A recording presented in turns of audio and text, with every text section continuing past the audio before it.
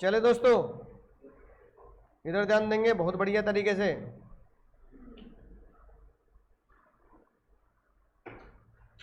है ना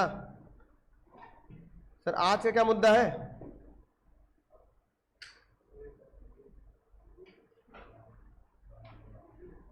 क्या मुद्दा है आज का?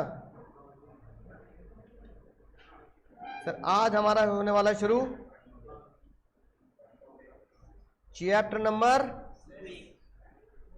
हाँ भाई, चैप्टर नंबर 6 की तरफ बढ़ते हुए हम, है ना। बहुत बढ़िया, कंटेंट बिल्कुल अंतिम पड़ाव पर पहुंचता हुआ। उसके बाद फिर बच्चा बच्चा एक्ट मिलेंगे तुम्हें। ठीक है, शुरू करें सर। आज की कार्रवाई अदालत है भाई। मोबाइल रख दो भाई, ठीक है। मोबाइल फेंक दो, कुछ फायदा नहीं है इसका। मैथ का पेपर तुमने देख ही लिया है ना। बस तुम भगवान से दुआ करना तुम्हारे एग्जाम में इतना इजी ना आ जाए, ठीक है।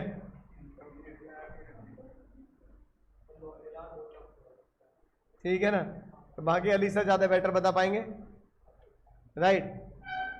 पर क्या कहते हैं, देखो 4 में से एक तो क्या आता है, 4 में से एक तो हार्ड आता है, रूप बदल बदल के।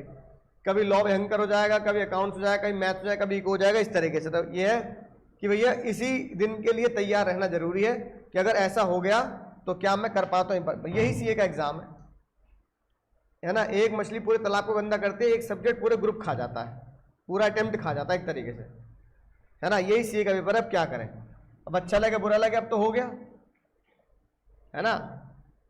तो लेकिन अब कुछ कर नहीं सकते, ये दर्द है। लेकिन उस दर्द लॉ में ना बढ़ जाए वो दर्द। इंपॉर्टेंट ये कि लॉ में वो खतरनाक बात ना हो जाए, इसलिए ढंग से तैयारी कर लेना। क्योंकि सबसे ज्यादा चांस किसमें होते हैं, नंबर कटने के। मैथ्स में तो गोले भरने, मशीन चेक करनी है, जो है तो सही है। अकाउंट्स मुझे लगता है बचपन 2-3 साल से तैयारी करते आए अकाउंट्स की। लॉ में ही हमें 4-5 महीने मिलते हैं और बच्चा उसी में ही, है ना। लेकिन लॉ का पेपर आसान था, सब बच्चों ने बढ़िया पेपर किया, ठीक है ना। और कभी कभार किस्मत अच्छी भी होती है। मैंने एक गेस्ट पेपर बनाया था, भेज दूंगा ग्रुप पे, है ना। तो उसमें से 31 नंबर का पेपर आ गया, है ना। अब किस्मत होती है अपनी अपनी। मैंने हालांकि यूट्यूब पे डाला था मैंने वो, ठीक है। देख लेना, वैसी वीडियो तुम्हारे काम की तो नहीं, पर वीडियो देख सकते हैं हम, डालोगे।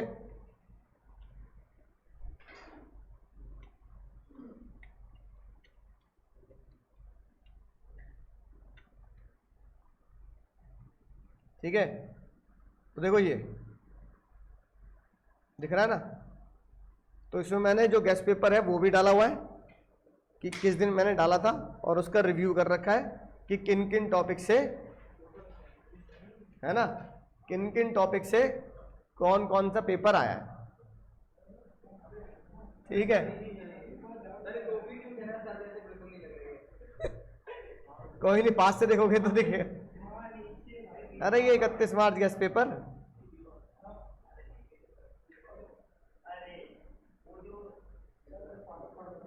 हाँ, शाहरुख खान स्टाइल में, ठीक है। तो खैर तुम्हारे अटेम्प्ट का नहीं है, फिर भी देखना चाहो तो, है ना, देख सकते हैं। थोड़ा सा ये अंदाजा हो जाता है कि पेपर कैसा आता है, ठीक है। अभी तो तुमने लॉ का पेपर उठा के देख लिया, देखा नहीं देखा? नहीं देखा तो कितनी बड़ी गलती कर रहे हो तुमने। अगर अकाउंट्स, अगर तुमने लॉ का पेपर देखा तो बताओ क्या आया क्वेश्चन में, अब तक जो पढ़ लिया उसमें क्या आया। फिर कैसे देखा तुमने लॉ का पेपर? पहले लॉ का पेपर पढ़ना इस अटेम्प्ट का, और मुझे देख के बताना कि एक ऐसा कॉन्सेप्ट जो मैंने तुमसे कहा था कि ये आ जाता और बच्चा पढ़ के नहीं जाता, वो ही आ गया। बताओ क्या था वो, चैप्टर 5 में से। हाँ बताओ क्या। इफेक्ट्स एक तो, और इसके अलावा और कौन सा, सुसाइड। यही क्वेश्चन आया 4 नंबर, 4 नंबर क्वेश्चन है। Is attempt to suicide is coercion और नॉट। ये क्वेश्चन पढ़ के देख लेना, बच्चे ये वाला पेपर इस अटेम्प्ट का 4 नंबर में आ गया। तुम्हारी किस्मत थोड़ी सी गड़बड़ होगी, मैं उम्मीद कर रहा हूं तुम्हारे अटेम्प्ट में आना चाहिए, पर आगे कब, अगले अटेम्प्ट में चांसेस ऐसा नहीं है नहीं आता, कम होते हैं, पर मैंने कहा ना कि अगले अटेम्प्ट में वही क्वेश्चन रिपीट होते हैं जिसमें पहले अटेम्प्ट में बच्चे सही नहीं करते, सेम रिपीट हो जाते हैं। अब जब मैं अगला चैप्टर तो मैं कराऊंगा ना, तो अगले चैप्टर में तुम्हें बताऊंगा कि यही क्वेश्चन इस अटेम्प्ट में आया, यही क्वेश्चन इसलिए पिछले अटेम्प्ट में आया, बताऊंगा मैं तुम्हें कौन सा क्वेश्चन एक साथ लगातार अटेम्प्ट में रिपीट हो गया क्वेश्चन। तो इसका मतलब इस अटेम्प्ट में आने का मतलब उस क्वेश्चन का कि पिछले अटेम्प्ट में उस क्वेश्चन को बच्चों ने सही नहीं लिखा, सेम रिपीट मार दिया, सेम नाम बदल के दिखाऊंगा वो, है ना। चिंता होती है, तुम्हारे अटेम्प्ट में भी करूंगा, कुछ गेस्ट तो लगाऊंगा तुम्हारे अटेम्प्ट में भी एनालिसिस करके कि भाई तुम इस अटेम्प्ट में क्या आया, इससे पहले में क्या आया, तो क्या सिनेरियो बन सकता है, इसे कैसे सोचता होगा।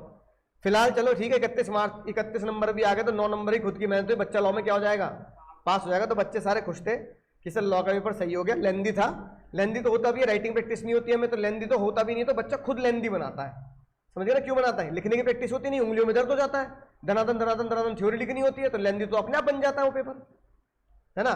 तो बच्चों का छूट जाता है, सर लेंदी था तो 90 का कर पाया, है ना, पूरा नहीं हो पाया। लेकिन ये कि भाई अगर 9 नंबर खुद से भी जोड़ देंगे तो पास तो हो ही गए, है ना।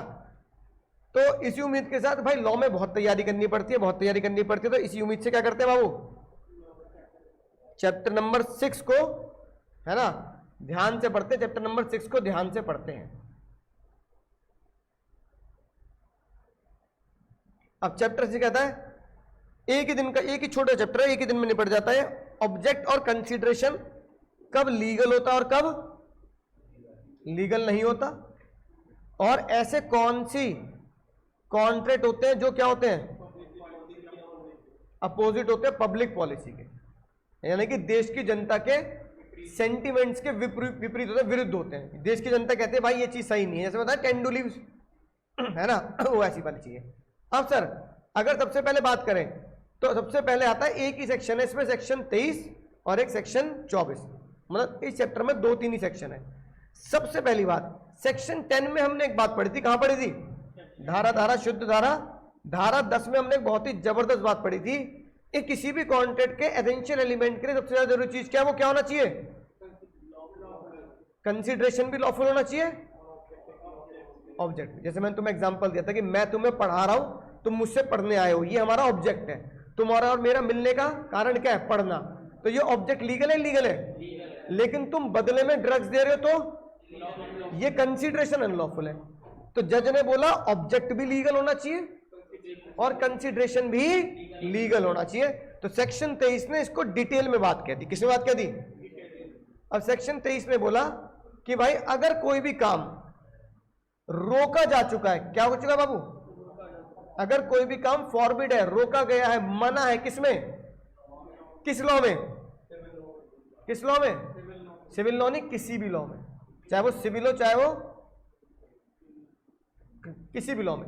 अगर कोई भी काम किसी भी लॉ में मना है, अगर कोई भी काम किसी भी लॉ में बना है, तो कॉन्ट्रैक्ट भले ही बूढ़ा हो चुका हो, लेकिन कॉन्ट्रैक्ट कहता है कि मैं अपने भाई बंधु बेटा बेटी बाप बहू सब ससुर सबकी बात क्या मानता हूं, सर आंखों पे लगता हूं। मेरे किसी भी भाई बंधु ने किसी भी लॉ में कुछ मना कर रखा है, तो मेरे यहां भी वो क्या है, मना है, मतलब वॉइड है, मेरे यहां भी क्या है, वॉइड है। हमने बोला कैसे भाई कैसे, तो कॉन्ट्रैक्ट ने बोला अगर कोई भी कंसीडरेशन, कोई भी ऑब्जेक्ट किसी भी लॉ में फॉरबिड है, किसी भी लॉ में मना है, तो मेरे यहां वो क्या हो जाएगा बाबू, मेरे यहां वो वॉइड हो जाएगा, मेरे वॉइड हो जाएगा। अब हमने कहा दूसरे लॉ में कैसे मना होता है, तो कॉन्ट्रैक्ट ने बोला अगर कोई भी काम किसी दूसरे लॉ में क्या है, पनिशेबल है, कि भाई क्रिमिनल एक्ट में लिखा है कि भाई इस अपराध की सजा जेल है 10 साल की, तो कोई भी काम किसी भी एक्ट में अगर पनिशेबल है, सजा के काबिल है, और तुमने उसका कॉन्ट्रैक्ट कर रखा है, तो सजा, वो तो सजा है ही, मेरे या कॉन्ट्रैक्ट वो क्या होगा, वॉइड होगा। और कोई भी काम अगर वो पनिशेबल ना हो तो क्या है, प्रोहिबिटेड है, पीपी, इसलिए हम क्या याद रखेंगे, पीपी। अगर कोई भी काम पीपी है कोई भी काम पीपी है, पनिशेबल है और प्रोहिबिटेड है, तो मेरे यहां वो काम वॉइड, मेरे यहां मतलब अपने कॉन्ट्रैक्ट के। अब जैसे यहां लिखा है punishable by criminal law of the country, अब ये बताओ हमारे देश में जो क्रिमिनल लॉ है उसका नाम क्या है बाबू, पहले उसका नाम था आईपीसी, तो आईपीसी का नाम बदल के कुछ धाराएं बदल के क्या लिख दिया, भारतीय न्याय संहिता, है ना, तो बीएनएस उसका नाम कर दिया। ठीक है, the Indian penal code was the official criminal act या criminal code of the republic of India, यानी अंग्रेजों ने लिखा था, inherited from the Britishers, it continue even after the independence, it remain in force until it is replaced by BNS in December 2023 which is came into force, जो हमारे देश में लागू कब कर दिया गया, 1 जुलाई 2024 से लागू कर दिया गया। तो जो क्रिमिनल एक्ट पहले आईपीसी हुआ करता था, अब उसका क्या नाम कर दिया, बीएनएस, भारतीय न्याय संहिता। तुम्हारा एग्जाम में बीएनएस कोर्स में नहीं है, तो बस हमें ये याद रखना है कि आज के बाद कभी भी हम लॉ में आईपीसी नहीं लिखेंगे, क्या लिखेंगे, बीएनएस। बस आईपीसी के वर्ड को किस में रिप्लेस कर देना, बीएनएस को रिप्लेस कर देना, और कुछ नहीं। ठीक है ना, बाकी हमारे कोर्स में बीएनएस के बारे में कुछ भी नहीं है, राइट। तो सर अगर इतनी बात हमें समझ में आ गई, तो इसका मतलब अगर पनिशेबल है हमारे ऑफ द कंट्री, हमारे बीएनएस में पनिशेबल है, या हमारे किसी भी एक्ट में क्या है, प्रोहिबिटेड है। किसी भी एक्ट में क्या है बाबू, अब देखो, it is restricted by legislation। बाबू बताओ legislation का मतलब क्या होता है, legislation का मतलब होता है law। क्या मतलब होता है, और legislation derived by the legislature। तो अगर legislation को law बोलते हैं तो legislature को क्या बोलते हैं, पार्लियामेंट। क्या बोलते हैं, it is prohibited by special law और it is prohibited by law derived bye, यानी लॉ डिराइव्ड मतलब फॉर्म्ड, बनाया जाना, law formed from the parliament. ठीक है ना, राइट, बोलो भाई। या तो कोई स्पेशल लॉ हमारे देश में है उसके हिसाब से बना है, या फिर कोई भी लॉ जो हमारे देश में पार्लियामेंट से अप्रूव्ड होकर पास हो चुका है, तो उसमें कोई चीज मना है। इन शॉर्ट, लॉ में कोई भी चीज अगर प्रोहिबिटेड है तो हमारे यहां भी वो क्या है, वॉइड है। बस इतनी सी बात। किसी भी लॉ में कोई चीज प्रोहिबिटेड है, हमारे यहाँ वॉइड है। किसी भी लॉ में कोई भी चीज पनिशेबल है, हमारे यहाँ वॉइड है। यानी किसी भी लॉ में कोई भी चीज पीपी है तो हमारे यहाँ वॉइड है। बात खत्म। ऐसे कैसे होगा, बहुत इसके लाखों एग्जाम्पल हो सकते हैं। सबसे पहला एग्जाम्पल जो फोटो लगा रखी है, चाइल्ड मैरिज।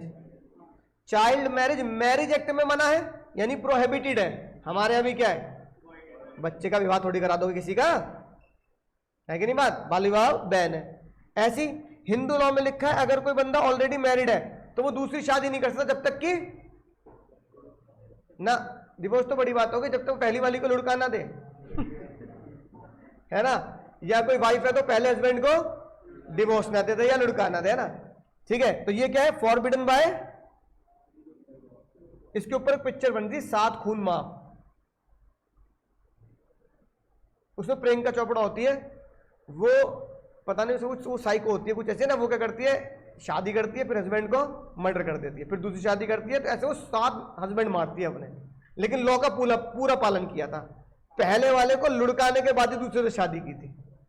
ठीक है, तो लेकिन ऑलरेडी मैरिड हिंदू क्या कर रहा है, दूसरी शादी कर रहा है, तो वो क्या होगी, वॉइड होगी। हिंदू लॉ में लिखा ही बात।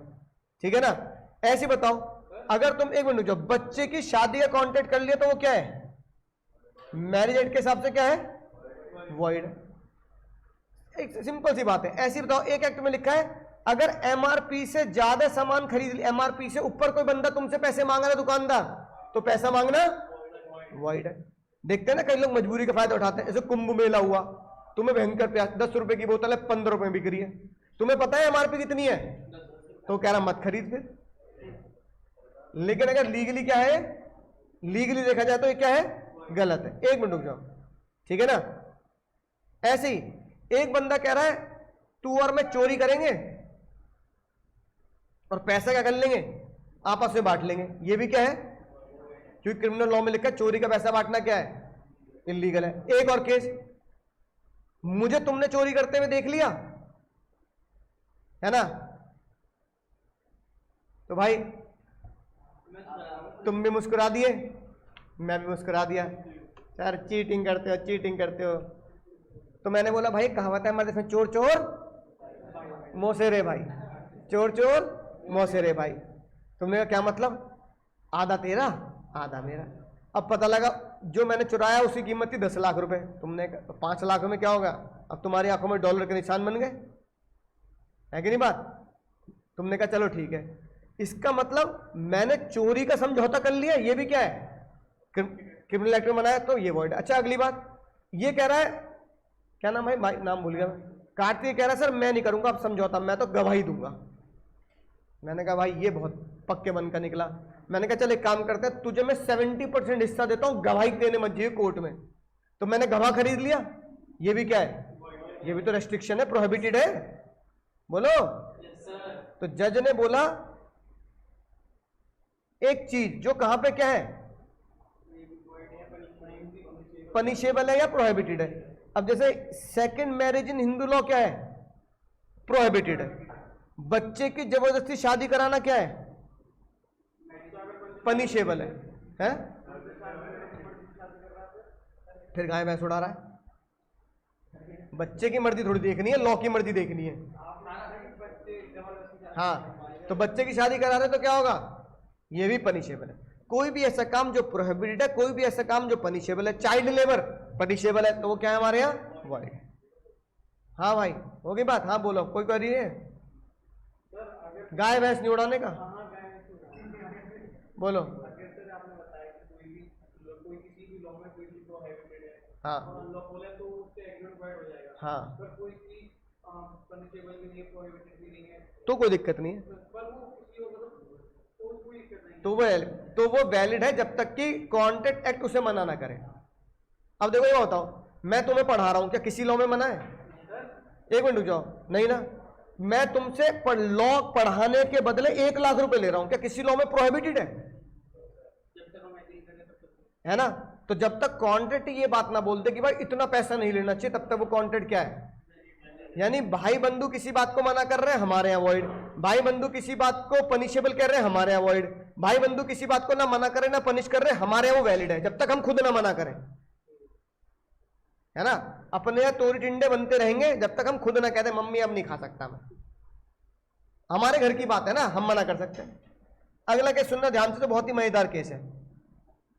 एक भाई जंगल जंगल बात चली है, पता चला है, याद आएगा ना, चड्डी पहन के फूल खिलाए फूल खिलाए। तो भैया एक जंगल था, जंगल में बहुत ज्यादा बरसात हुई और जंगल में बहुत ज्यादा झाड़ियां पेड़ जंगली पेड़ उग गए। अब फॉरेस्ट डिपार्टमेंट बनाया जाता है, इसके लिए क्या बनाया जाता है? जंगल की देखरेख करने में। तो पता लगता है जंगल में आग लग जाती है तो बहुत दूर दूर तो फैल जाती है, कहावत भी भाई जंगल की आग है। तो फॉरेस्ट डिपार्टमेंट ने मोगली को पकड़ा। अब मोगली से कहा गया कि भाई तू जंगल का चप्पा चप्पा जानता है, तुझे हमें कॉन्ट्रैक्ट देते हैं, जंगल की कटिंग करनी है, खासकर सूखी घास पेड़ पत्तियां सब काटनी है, ताकि जंगल में अगर आग लग जाती है तो जंगल में आग कभी कभी ना धूप वूप से भी लग जाती है। वो देखा ना तुमने, वो बचपन में करते थे, शीशा लेते थे, धूप आती है तो ऐसे जंगल में आग लगने के कारण क्या होता है, जंगल में कोई कुछ कांच वाँच पड़ा हो तो धूप से इतनी तेज होता है कि वो आग लग जाती है तो पूरा जंगल जल जाता है। तो भैया जंगल जलते तो जानवर मर जाते हैं। ओ भाई अलग अलग बैठ जाओ, तुम शैतानी मत करो। तो क्या होगा, मोगली को कॉन्ट्रैक्ट दिया। मोगली को जब कॉन्ट्रैक्ट दिया तो इसका फॉरेस्ट डिपार्टमेंट लाइसेंस देता है। क्या देता है? कि भाई मैं तुम्हें लाइसेंस देता हूं कि तुम ये काम कर सकते हो। मोगली पे टाइम नहीं था, मोगली पे टाइम नहीं था, तो मोगली ने अपने दोस्त चुगली को पकड़ा। चुगली से बोला तूने बहुत चुगली कर ली, काम धंधा करके कुछ पैसा कमा ले। तो उसने लाइसेंस क्या किया, चुगली को दे दिया, ट्रांसफर कर दिया, कुछ पैसे ले लिए, है ना? राइट। अब चुगली जब पहुंचा कहां पे, जंगल की कटाई करने, तो भाई जंगल के फॉरेस्ट डिपार्टमेंट का जो ऑफिसर था वो कह रहा भाई तू कौन है, तू कौन? वो कह रहा पहचान कौन? अबे पहचान कौन, तू है कौन?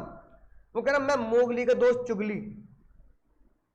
हाँ भाई साहब बताओ क्या काम है तुम्हें, जंगल में क्यों आ गए? वो कह रहा जंगल का मुझे सब कुछ पता है ना, मुझे बस अपने हथियार दे दो, मतलब कटाई विटाई की मशीन दे दो, ठीक है, मैं सब कुछ काट कूट के जंगल एकदम बढ़िया कर दूंगा। तुमने कहा तू कैसे काट लेगा जंगल? भाई जंगल काटने का वो किसको दिया था कॉन्ट्रैक्ट? मोगली काट सकता है, तू नहीं काट सकता। अब ये बात जंगल के फॉरेस्ट डिपार्टमेंट को बहुत बुरी लगी, भाई तुझे लाइसेंस दिया, तूने लाइसेंस किसी और को बेच दिया, मनाही कर देता। फिर मोगली कह रहा है मैंने जो लाइसेंस किसी और को बेचा है ना, इसमें कोई बेईमानी और इसमें कोई चोरी, इसमें कोई प्रोहिबिशन नहीं है। फॉरेस्ट एक्ट, फॉरेस्ट डिपार्टमेंट कह रहे हैं it is prohibited by the forest act, है ना। मोगली पढ़ा लिखा था, जंगल में रहता, तो जंगल के बारे में तो पढ़ेगा।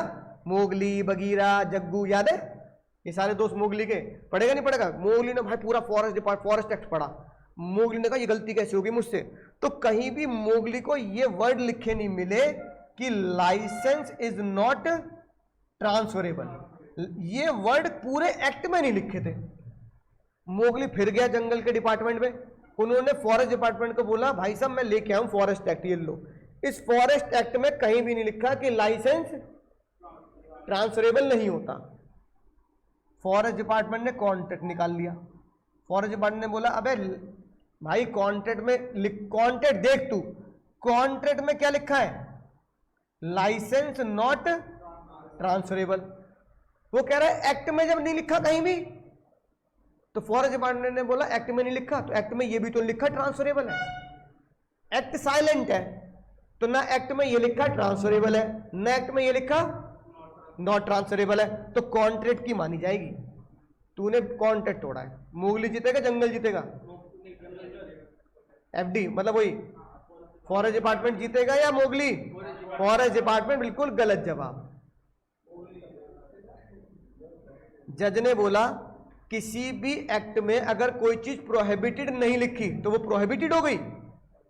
किसी भी एक्ट में ये नहीं लिखा कि मैं तुम्हें पढ़ा नहीं सकता, तो नहीं लिखने का मतलब है नहीं पढ़ाऊंगा। नहीं लिखने का मतलब क्या है? पढ़ाऊंगा। किसी भी एक्ट में नहीं लिखा कि लॉ पढ़ाने की फीस 1 लाख नहीं हो सकती, तो इसका मतलब क्या है कि 1 लाख नहीं ले सकता। एक बच्चा देने को तैयार है, 1 लाख रुपए में पढ़ा दूंगा मैं, बोलो। तो एक्ट में ना लिखने का मतलब प्रोहिबिटेड कैसे मान लोगे तुम? हाँ, अगली बात, जो चीज एक्ट में मना नहीं है वो तुम कॉन्ट्रैक्ट करके मना कर दोगे। पिताजी आ गए तुम्हारे, अपने बाप से ऊपर निकलेगा? ऊपर दद्दू आ गए, अपने दादा के ऊपर निकल जाएगा, मतलब तुम्हारा मेरा कॉन्ट्रैक्ट एक्ट से ऊपर चला जाएगा। फिर तो ये छोटी बात क्यों कर रहे हो? फिर तो ये लिखो एक दूसरे को, भैया मैं तेरे पेट में चक्कू मारूंगा, तू मेरे पेट में चक्कू मारियो, जो मर गया वो तो निकल लिया, और जो बच जाएगा उसके ऊपर क्रिमिनल केस नहीं चलेगा, क्योंकि हम कॉन्ट्रैक्ट कर रहे हैं। तो कॉन्ट्रैक्ट क्रिमिनल एक्ट से ऊपर हो गया, बोलो। क्रिमिनल एक्ट से ऊपर होगा कॉन्ट्रैक्ट। मैं तुम्हारे घर में चोरी करता हूं, पकड़ा गया, लेकिन मैंने कॉन्ट्रैक्ट किया था कि हम दोनों एक दूसरे के घर में चोरी करेंगे, देखते कौन किसकी सिक्योरिटी को तोड़ के घुस सकता है। मैं ही बनूंगा धूम 3 धूम 4, मैं ही बनाऊंगा, ठीक है। मैं तुम्हारे घर में चोरी करते हुए पकड़ा गया, घुस गया, लेकिन हमने कॉन्ट्रैक्ट किया था कि कोई भी पकड़ा जाएगा तो केस नहीं करेंगे। तो क्या चोरी के एक्ट यानी लॉ से ऊपर निकल गए हम? जज ने बोला नहीं भाई, तुम्हारा मेरा कॉन्ट्रैक्ट किससे ऊपर नहीं है। तुमने मुझसे पढ़ने का कॉन्ट्रैक्ट किया, मैं तुम्हें पढ़ाने का कॉन्ट्रैक्ट किया, तुम्हारा मेरा कॉन्ट्रैक्ट किससे ऊपर नहीं है। कॉन्ट्रैक्ट एक्ट से ऊपर थोड़ी हो जाएगा। तुमने मैंने क्राइम का एक्ट कर लिया, तुम्हारा मेरा एग्रीमेंट क्या क्रिमिनल एक्ट से ऊपर निकल गया? तो बस जज ने ये बोला your contract can not over rule, Babu over rule any act.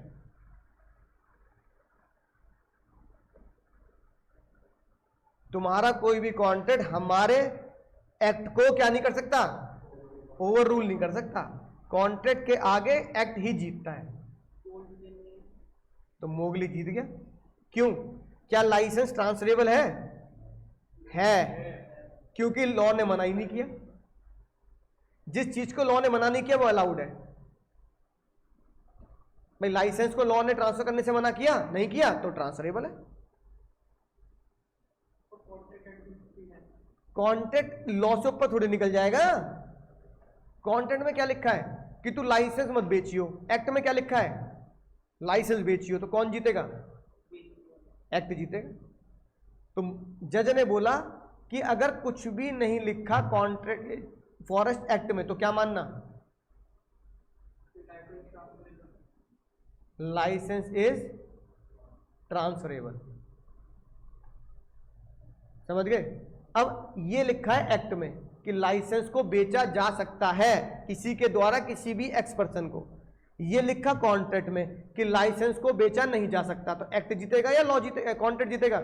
जज ने बोला act always win, act win नहीं, एक्ट ऑलवेज विन। तो मोगली जीता या डिपार्टमेंट जीता? मोगली विन, क्योंकि मोगली ने एक्ट का सहारा लिया है, कॉन्ट्रैक्ट का सहारा नहीं लिया।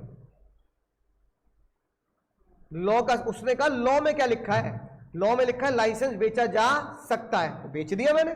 तुमने कॉन्ट्रैक्ट में क्या लिखा मुझे इससे मतलब नहीं, मैं तो किससे मतलब रखता हूं, जो कानून में लिखा है। कानून में क्या लिखा, तो बस कॉन्ट्रैक्ट है, कॉन्ट्रैक्ट एक्ट नहीं, इन दोनों के आपस के एग्रीमेंट है। ये लिखी बात भाई बाबू, पढ़ना जरा। Licence to cut the grass by the forest department is, है ना, उसने बोला एक्ट में नहीं, उसने अपने एग्रीमेंट में लिखा आगे मत बेचियो, बट बिना परमिशन के मोगली ने क्या कर दिया, ये बेच दिया।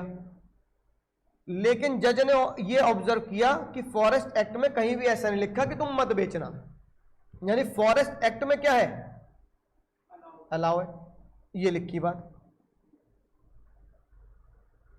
If A in breach of condition agree to exercise the licence, B that agreement is valid, hence the assignment is not prohibited by, assignment मतलब sale of licence is not prohibited by, यहां B कौन हो गया, चुगली।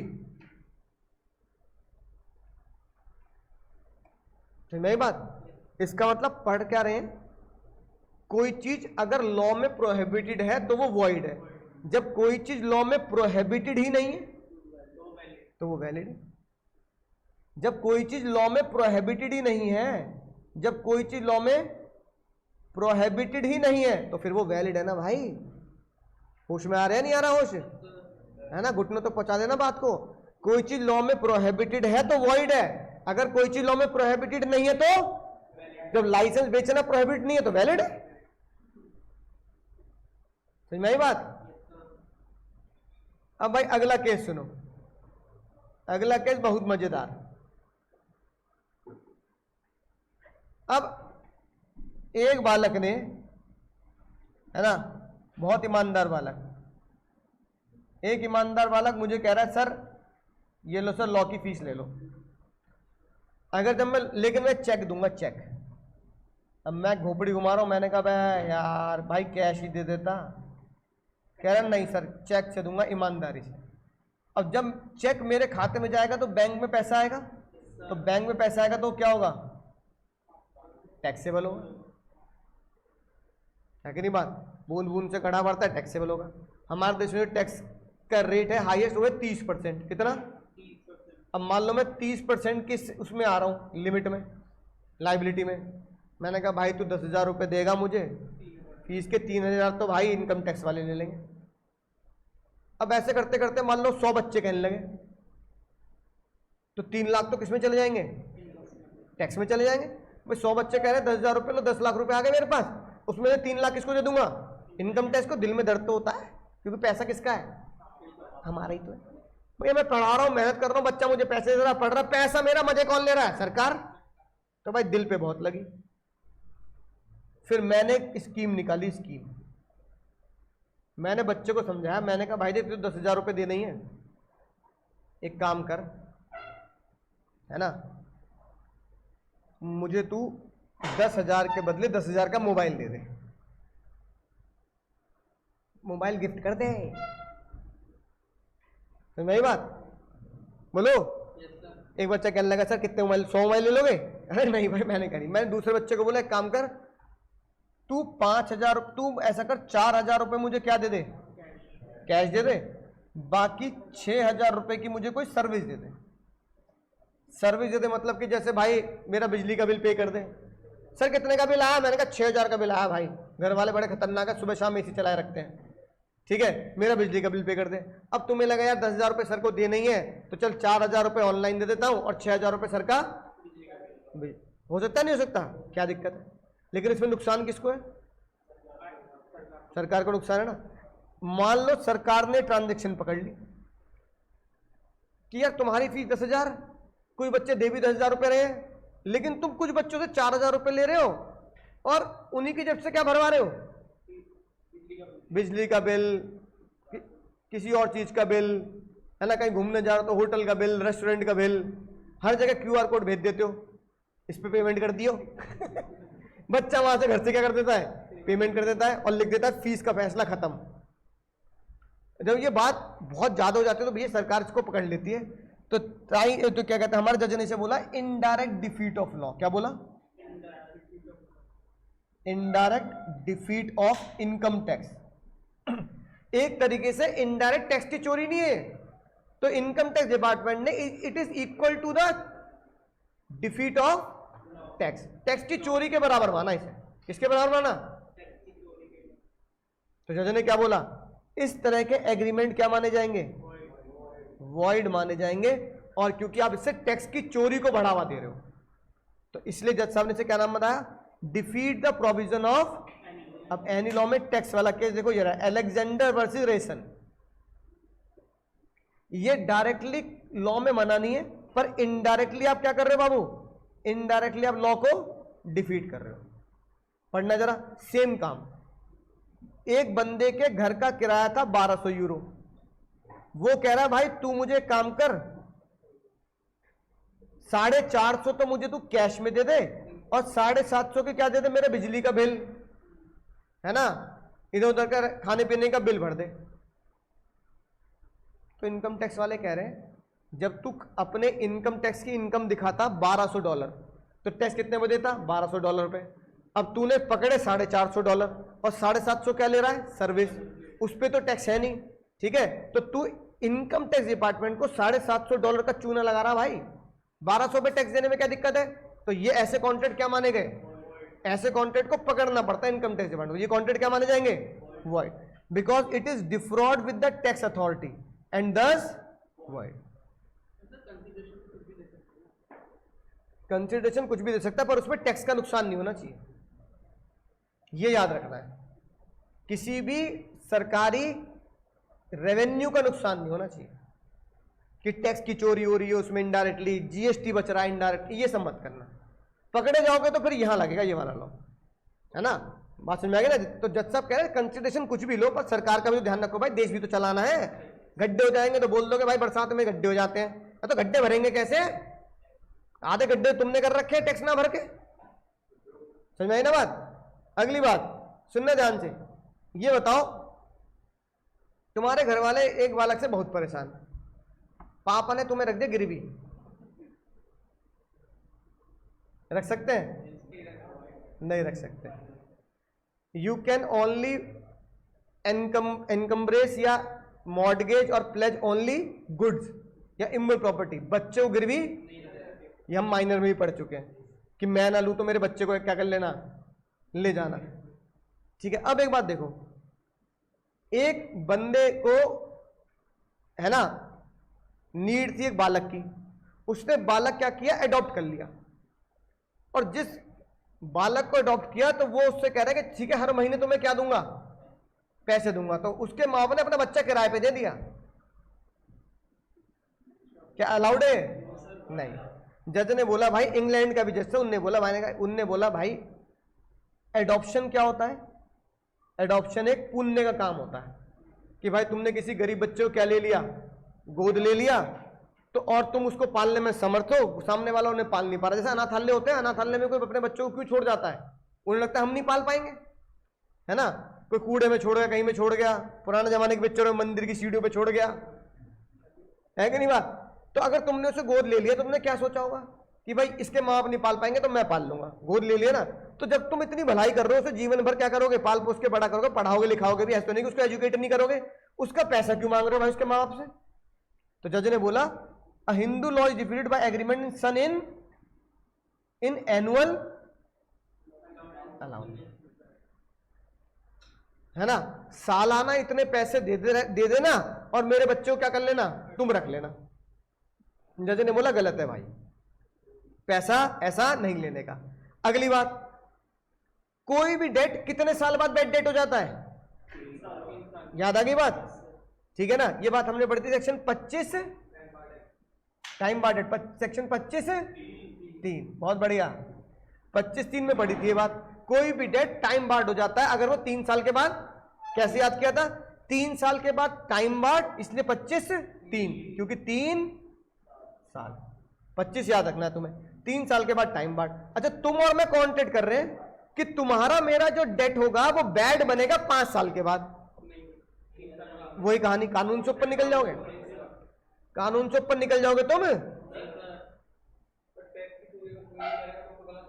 हाँ नहीं, payment नहीं लेते तुम, पेमेंट देते नहीं ऑनलाइन, ठीक है, क्योंकि फिर वो क्या करते हैं बच्चे, झगड़ा करते हैं। उस पर लिख रखा है साफ साफ क्यूआर कोड के ऊपर 18%। अब एक बच्चे को बोला, उसके मम्मी पापा को बोला, मान लो लॉ की फीस है 10, जीएसटी लगा के देना पड़ेंगे 11,800, मोटा मोटी लोगों के दिमाग चलता 12,000 हो गया। तो घर वाले क्या बोलेंगे, 12,000 क्यों ले रहे हो, 10 ही ले लो। अब 10 कैसे लेने पड़ेंगे? हाँ फिर वो जीएसटी जो है फिर कोचिंग को झेलना पड़ता है। तो वो रेयर केस हो गया, क्यों बच्चा दूर से आ रहा है, ये आ रहा है, तो फिर है ना, फिर ये माना जाता है कि जो मैंने लॉ की फीस ली है 10,000 रुपये, वो क्या है, इंक्लूसिव ऑफ जीएसटी है। तो मेरी लॉ की फीस बैठेगी वही 8,000 रुपये के आसपास। तो 2,000 रुपये मुझे अपनी जेब से देने पड़ेंगे, यानी फीस कम होगी ना मेरी, वो चीज़ें। तो एक्चुअली में क्या होता है, कोई भी बिजनेसमैन बेईमान नहीं है। ग्राहक क्या करता है, ग्राहक बेईमानी करने के लिए कहता है। भाई देखो सिंपल सी बात, मैंने तुमसे 12 लिए, 10 जेब में रखे, 2 किसको दे दिए, जीएसटी को। तुमने मुझे 10 दे दिए, मैं 10 जेब में, मैंने कहा भैया मेरी फीस कितनी है, 10 ले रहा हूं।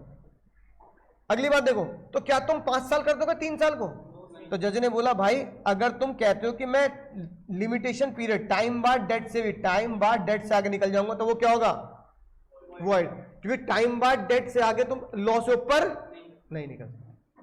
लेकिन यार एक बहुत अजीब सी बात मुझे लगी, पिछले चैप्टर में हमने पढ़ा था बाबू, फ्रॉड से कॉन्ट्रैक्ट क्या होते हैं, वॉइडेबल। यहां भाई ये क्या हो गया भैया, ये क्या हुई गवा, यहां फ्रॉड से कॉन्ट्रैक्ट क्या है, ये क्या चक्कर है भाई, ये ससुरा का चक्कर हुई गवा। एक चैप्टर में तुम लिखते हो कॉन्ट्रैक्ट फ्रॉड से होते हैं वॉइडेबल, दूसरे में लिख देते हो फ्रॉड से कॉन्ट्रैक्ट वॉइड। अच्छा वो ज्यादा दूर नहीं थे हम, पिछले क्लास और इस वाली क्लास की बात है। ऐसा भी नहीं है कि 10 क्लास बात समझ में आ रही है। क्या लॉजिक है इसका?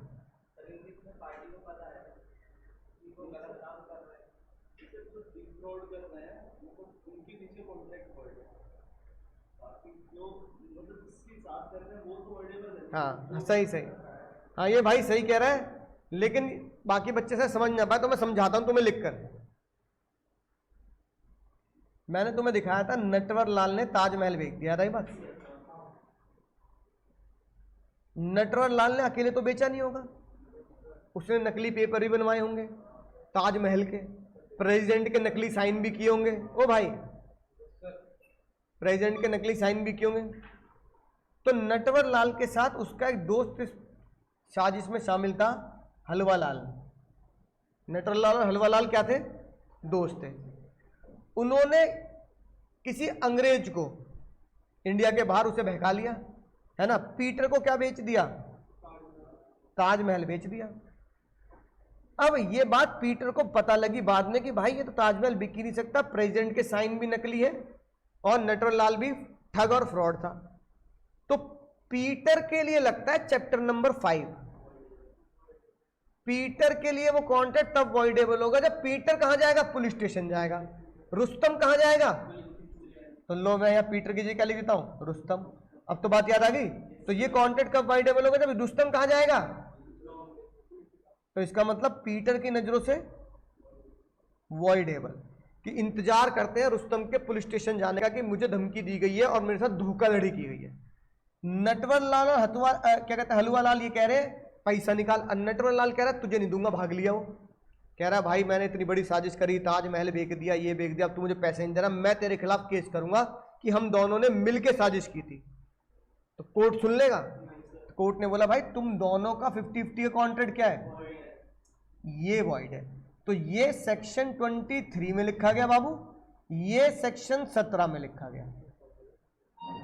कि दोनों साजिश करके जिसे भी धोखाधड़ी में फंसाएंगे, धोखाधड़ी में फंसने वाला व्यक्ति वॉइडेबल की नजरों से देखा जाता है, और जो लोग आपस में मिलकर दूसरे के साथ धोखा करते हैं उन दोनों का वॉइड कॉन्ट्रैक्ट होता है।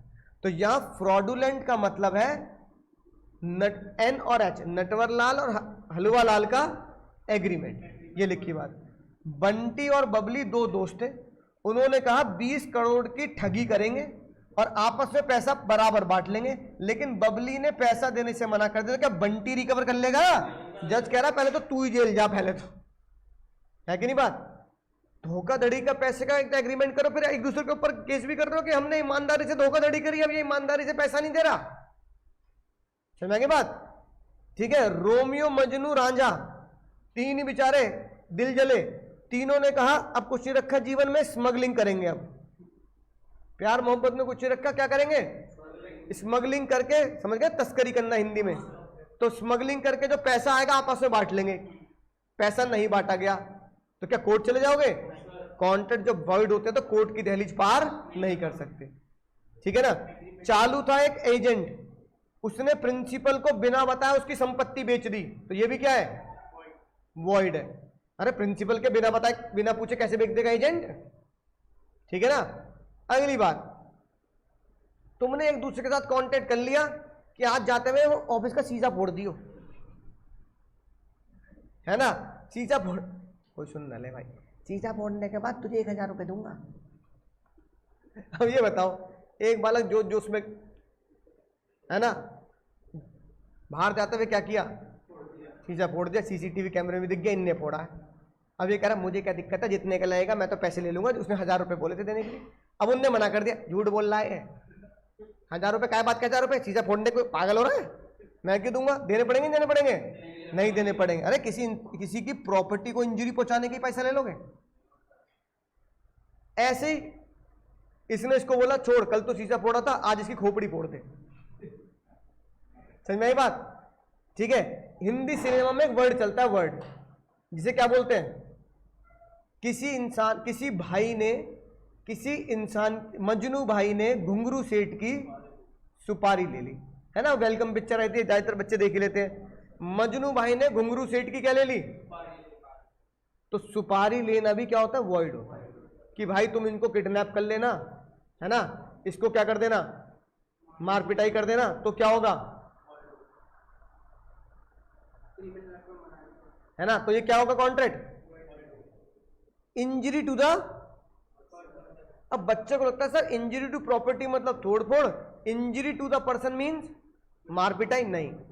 इंजरी टू द पर्सन मार पिटाई के साथ साथ होता है उसकी मेंटल इंजरी, कि एक बंदे ने दूसरे बंदे को नौकरी पे रखा और पता क्या बोला, तेरी 10 घंटे की नौकरी है, ना पानी पिएगा, ना खाना खाएगा, ना बैठेगा, तो मेंटल इंजरी नहीं है, तुम उसकी मजबूरी का फायदा उठा रहे हो क्योंकि तुम उसे पैसे की जरूरत है। ठीक है, ये लिखी बात। एग्रीमेंट टू, एक ने 100 रुपए का लोन लिया, क्या हुआ? जब तक तू पैसा नहीं चुकाएगा तब तक तू क्या करेगा? मेरे नौकर बन के रहेगा। तो भाई ये क्या होगा? Equal to slavery. भाई अंग्रेजों के जमाने में हुआ करती थी, अंग्रेज चले गए, गुलामी छोड़ गई, गुलामी इंडिया में खत्म कर गए। गुलामी कैसे छोड़ जाएंगे भाई, है कि नहीं बात? अब गुलाम बनाना गलत है, यानी गुलाम बनाना वॉइड भी और पनिशेबल भी है। ठीक है, कि आप किसी को क्या कर रहे हो? गुलाम। अब तो जानवर को भी गुलाम नहीं बना सकते ना भाई, उसके साथ भी मार पिटाई नहीं कर सकते आप। अगली बात, किसी की प्रॉपर्टी में आग लगा देना, डिस्ट्रॉय कर देना, ये भी क्या है? वॉइड है।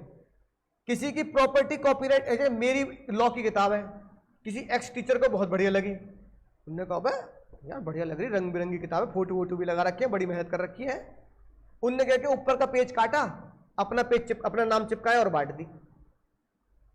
तो ये भी क्या है? ये कॉन्ट्रैक्ट भी वॉइड है, कि अगर कोई भी किताब किसी के नाम पे कॉपीराइट है तो वो किसी और का यूज नहीं कर सकता, है कि नहीं बात? करवा रखी है, और क्या है, नहीं कर दो। बोलो, समझा की बात? और 5वां पॉइंट क्या कहता है बाबू? इमोरल और अपोज टू, कोई भी ऐसा काम जो क्या है? पब्लिक पॉलिसी के अगेंस्ट है और इमोरल है, इसका कोई लॉ नहीं है, सारे क्या है बाबू, केस ही है। सुनना ध्यान से। अब एक बालक की शादी तो हो नहीं रही, वो दूसरे के भी नहीं करने दे रहा, कह रहा ये ले पकड़ पैसे, शादी मत करियो। सामने वाला बंदा होशियार निकला, उनने पैसे भी ले ली, शादी भी कर ली। याद आया केस? रजने का इसमें क्या बुराई है भाई? तुम किसी को शादी करने से, because getting marriage is a constitutional right, संविधानिक क्या है, अधिकार है। बस मैरिज एक्ट में 21 साल के हो जाना संविधानिक क्या है, तुम्हें अधिकार है। अब देखो, शाहिद कपूर ने करीना कपूर को 1 करोड़ रुपए दिए और कह दिया कि सैफ अली खान से डिवोर्स ले ले, है ना, और शाहिद ने बोला जैसे ही डिवोर्स ले लेगी मैं शादी कर लूंगा तुझसे। करीना कपूर ने पैसे भी पकड़ लिए और डिवोर्स भी नहीं दिया। क्या शाहिद पैसे रिकवर कर सकता है? Because it is immoral. बच्चे को बेच देना इमोरल, ठीक है, राइट। अगली बात, एक हस्बैंड वाइफ क्या कर रहे हैं, आपस में कॉन्ट्रैक्ट कर रहे हैं क्या, कि जब हम शादी करेंगे हम पहले लिख देते हैं ब्रेकअप नहीं, डिवोर्स करेंगे 31 मार्च फाइनेंशियल ईयर एंड होती, पीएनएल क्लोज, हम अपना भी पीएनएल क्लोज। तो जज ने बोला ओ कॉमर्स, अपना अगर खाते का पीएनएल क्लोज करो तो जीवन का बैलेंस शीट भी बंद कर दोगे क्या? जज ने कहा फिर शादी काहे कर रहे हो भाई? Agreement for future separation is also void, ठीक है ना। इलिसिट कोहैबिटेशन मतलब वॉइड। फ्यूचर मैरिज, अब ये बात है, ये बंदे देखो कितना, विल्सन देखो कितना होशियार है। विल्सन क्या कर रहा है, विल्सन एक लड़की से वादा कर रहा है मेरी बीवी के मरते ही तुझसे शादी कर लूंगा। तो जज ने क्या बोला, बीवी मरेगी नहीं, वो मरेगी नहीं, तू भाई ये ऐसे एग्रीमेंट क्या है सारे, ऐसे एग्रीमेंट है इमोरल और अपोज टू पब्लिक पॉलिसी। अब कितने पॉइंट हुए सेक्शन 23 के, बताना जरा। पहला पीपी, दूसरा defeat the provision of law, दूसरा एक मिनट देखता हूं, चीट कोड है ना, defeat the provision of law, law defeat करना। तीसरा फ्रॉडुलेंट, चौथा इंजरी टू द प्रॉपर्टी, और पांचवा इमोरल। नहीं भाई, दिल जलो को दिल दिखेगा, D/L, ठीक है। इमोरल और अपोज टू पब्लिक पॉलिसी, तो अगर मैं यहां पे इमोरल कर दूं तो क्या कोई चीट कोड बन जाएगा? FID, IPL तो बन रहा है, IPL, ठीक है ना। तो अगर मैं यहां पे अपोज टू पब्लिक पॉलिसी कर दूं,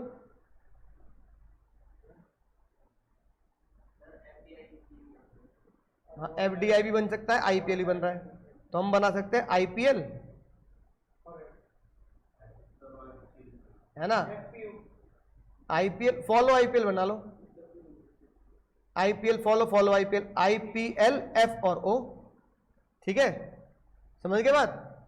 समझ गए ना मैं कैसे बनाता हूं? मैं भी भाई ऐसी दिमाग चलाता हूं, मैं कोई चीट कोड के लिए, है ना, मेहनत तो करता हूं जो बड़े होते हैं, लेकिन कुछ चीजों को हम अपने दिमाग से बना सकते हैं अपने एग्जाम के लिए।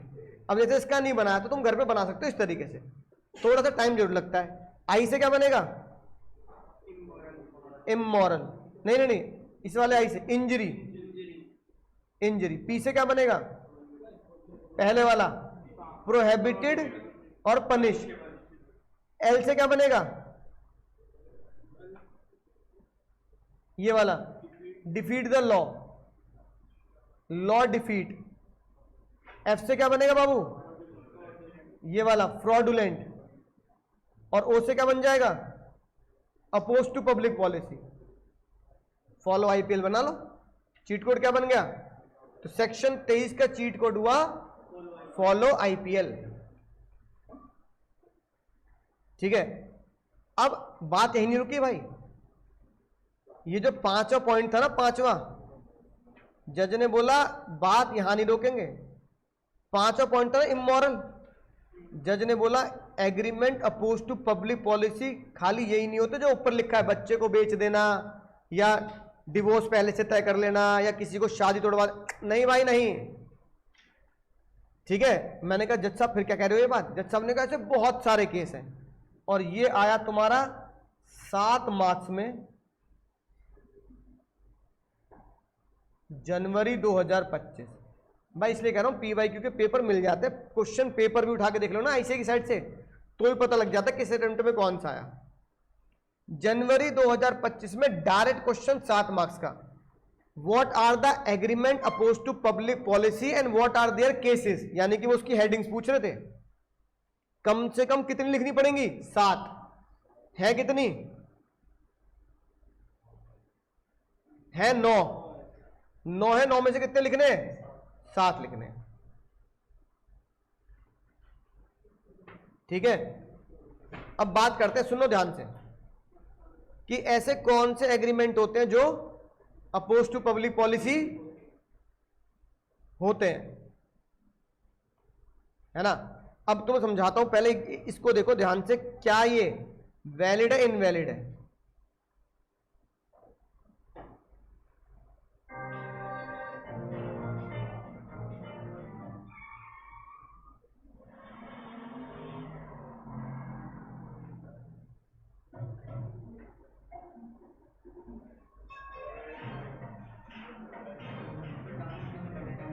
सिगरेट पी गए भाई, अब अक्षय कुमार बचा लेगा नहीं बचा लेगा? इतनी हिम्मत इतना दम कहां से आया? सिगरेट पी के। अभी देखना,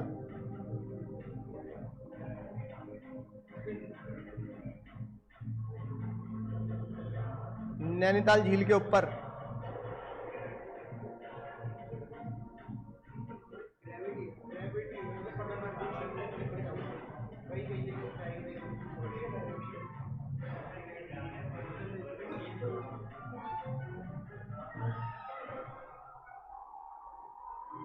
बचा लिया, दीदी बच गई हमारी।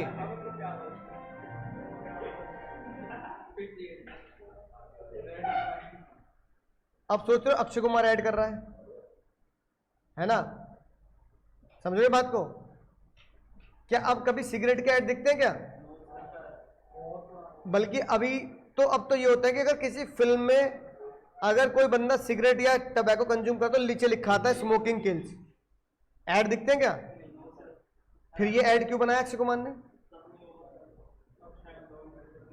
तो भाई आज से 80s की बात है, जो अक्षय कुमार नहीं 90s कहते चलो, यानी बहुत अर्ली एंड 80s और अर्ली 90s में सिगरेट को टीवी में प्रमोट करना वैलिड था, लॉफुल था, अपोज टू पब्लिक पॉलिसी नहीं था। फिर जैसे जैसे समय बदला तो लोगों को यह लगा कि यार इस तरह के ऐड टीवी में नहीं आने चाहिए। हो सकता है इसमें कोई भैया इसके चक्कर में बच्चे क्या करने लगे, सिगरेट पीने लगे, भैया अक्षय कुमार पी रहा है तो मैं भी पीऊंगा। कल को विराट कोहली पीने लगे तो बच्चा क्रिकेट जो खेल रहा बच्चा, उसे स्टेमिना की जरूरत है, वो फेफड़े गला रहा अपने, कोहली भैया भी तो पीते हैं, है कि नहीं बात? अरे उसने पैसे ले लिए मैं सिगरेट के ऐड करने के, वो रियल लाइफ में कहां पी रहा है? वो तो बूस्ट के भी ऐड के पैसे ले रहा है। रियल लाइफ में कोहली बूस्ट पी रहा है, वो 600 रुपए का पानी पीता है वो 1 लीटर, तो बूस्ट पी जाएगा 200 रुपए का, है ना। तो वो तो ऐड के पैसे ले रहे ना भाई। तो लेकिन हमें लगता है कि भाई विराट कोहली बूस्ट का ऐड करता है तो हम, मैं क्रिकेटर हूं तो मैं भी बूस्ट पिया करूं, विराट कोहली बूस्ट पीता है, धोनी बूस्ट का ऐड करता है, ठीक है। तो अगर तुम सिगरेट का ऐड दिखाने लगो तो फिर हमारी गवर्नमेंट ने ये बोला, कानून ने ये बोला, जज ने ये बोला कि इस तरह के प्रोडक्ट चलो बेचने के लिए हम अलाउ करते हैं, क्योंकि इससे टैक्सेस आते हैं, हमारे देश में टैक्स बनता है, पर इसको सार्वजनिक ऐड के द्वारा, अगर सार्वजनिक ऐड के द्वारा दिखाया गया तो हम इसे बोलेंगे interest oppose to public policy. It is the agreement oppose to. इसका मतलब क्या हुआ भाई? इससे मुझे पता लगा अक्षय कुमार का ऐड देख के कि पब्लिक पॉलिसी हाईली क्या होती है, अनसर्टेन होती है। इतनी अनसर्टेन होती है कि मुझे ये नहीं पता कि आज कोई चीज अगर पब्लिक पॉलिसी के फेवर में तो वही चीज कल को क्या बन जाएगी, पब्लिक पॉलिसी के अगेंस्ट बन जाएगी। क्यों? क्योंकि वो इंटरेस्ट ऑफ द सोसाइटी के खिलाफ होती है। कोई भी माँ बाप ये नहीं चाहेंगे कि उनका बालक, है ना, जब टीवी देखे तो उससे दिखे कि भाई उनके जो फेवरेट सुपरस्टार्स हैं, ये फेवरेट क्रिकेटर हैं, वो सिगरेट पी रहे हैं, है ना। इसलिए जनता के इंटरेस्ट ऑफ द सोसाइटी के खिलाफ है, इसलिए इसे इमोरल बोला गया, है ना।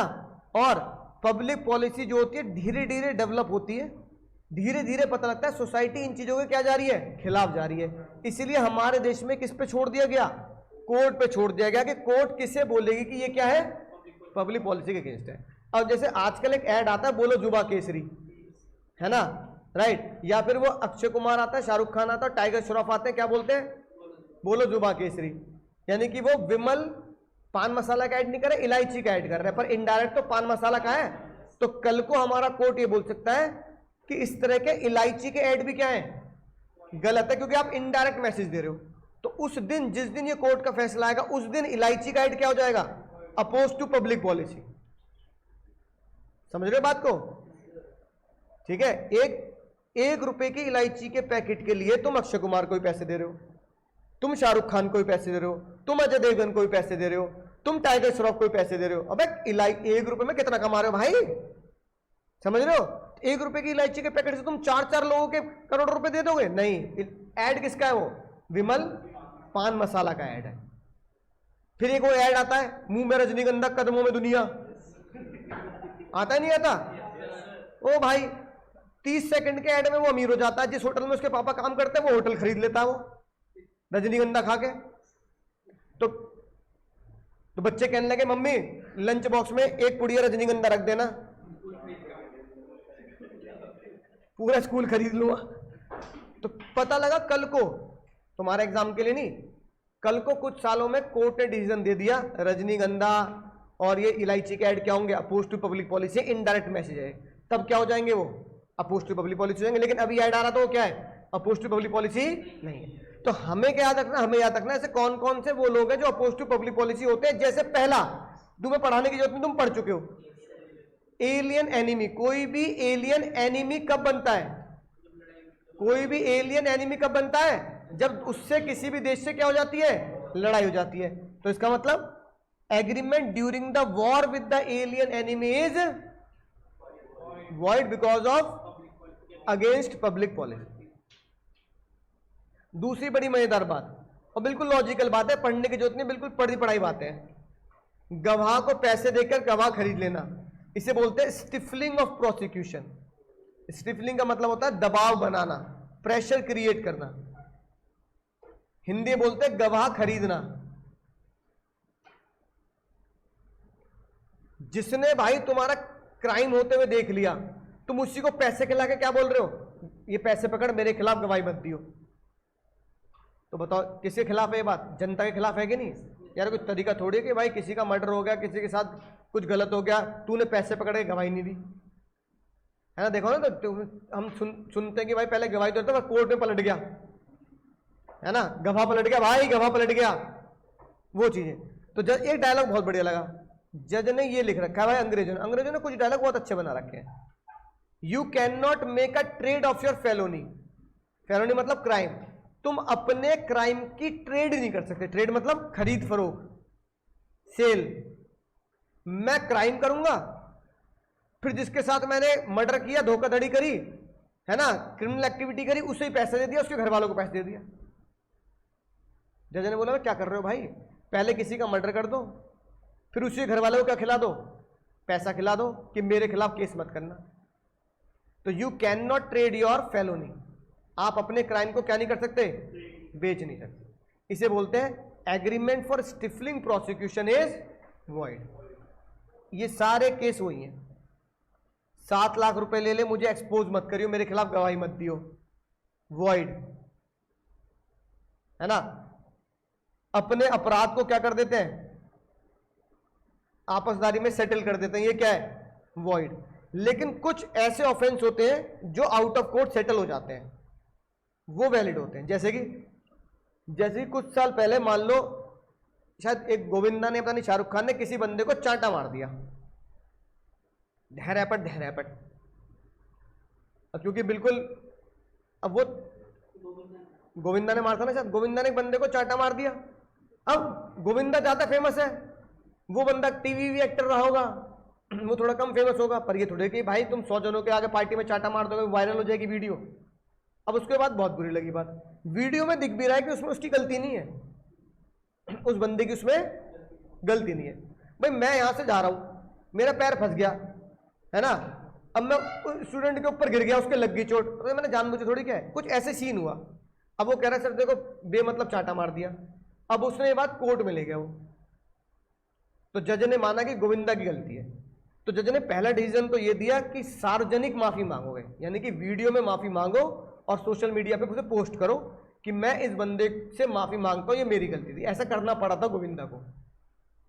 हाँ, नेट पे डालोगे ना गोविंदा चांटा गोविंदा स्लैप करके तो आ जाएगी, पूरी स्टोरी आ जाएगी। लेकिन पैसे कितने? तो जज ने बोला सनी देओल आएंगे तारीख पे तारीख, तारीख पे तारीख, मेरी जज साहब तो तारीख पे तारीख मिलती रहेगी, इससे बढ़िया एक काम करो, क्या कर लो, आपस में कोर्ट के बाहर क्या कर लो, बोलो बाबू कोर्ट के बाहर क्या कर लो, समझौता कर लो। जो कोर्ट के बाहर समझौता करने लायक केस होते हैं उन्हें बोलते हैं लेस सीरियस इन नेचर, जो इतने सीरियस नहीं होते, और वो आउट ऑफ कोर्ट क्या हो सकते हैं, सेटल हो सकते हैं। उन्हें बोला जाता है कंपाउंडेबल ऑफेंस। क्या बोला जाता है? यानी कंपाउंडेबल मतलब समझौते लायक।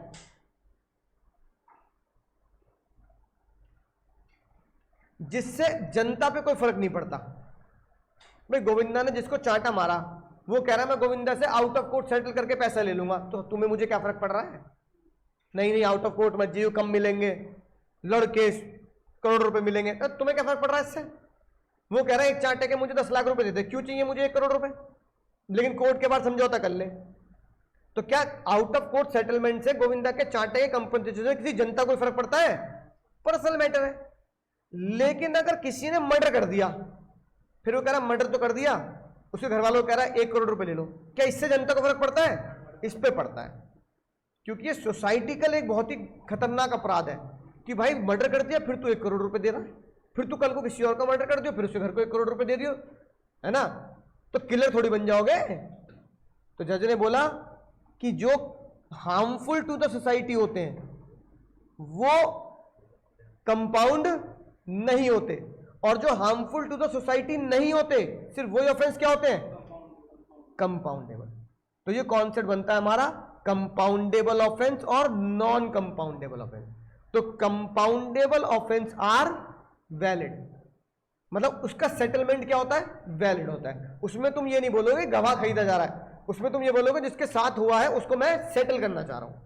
और जो नॉन कंपाउंडेबल ऑफेंस होते हैं वो होते हैं harmful to the sentiment of society, murder, drug dealing, चोरी, ऐसे कंपाउंडेबल होते हैं जिन्हें बोलते हैं नॉन कंपाउंडेबल ऑफेंस। क्या बोलते हैं बाबू? Non compoundable offence. समझ गए दूसरा पॉइंट? अगला देखो, अगले 2 वर्ड ध्यान सुनना। एक शब्द आया भाई बहुत ही मजेदार, इसमें से यही बनता है एग्जाम में अगर बनता है तो, मेंटेनेंस और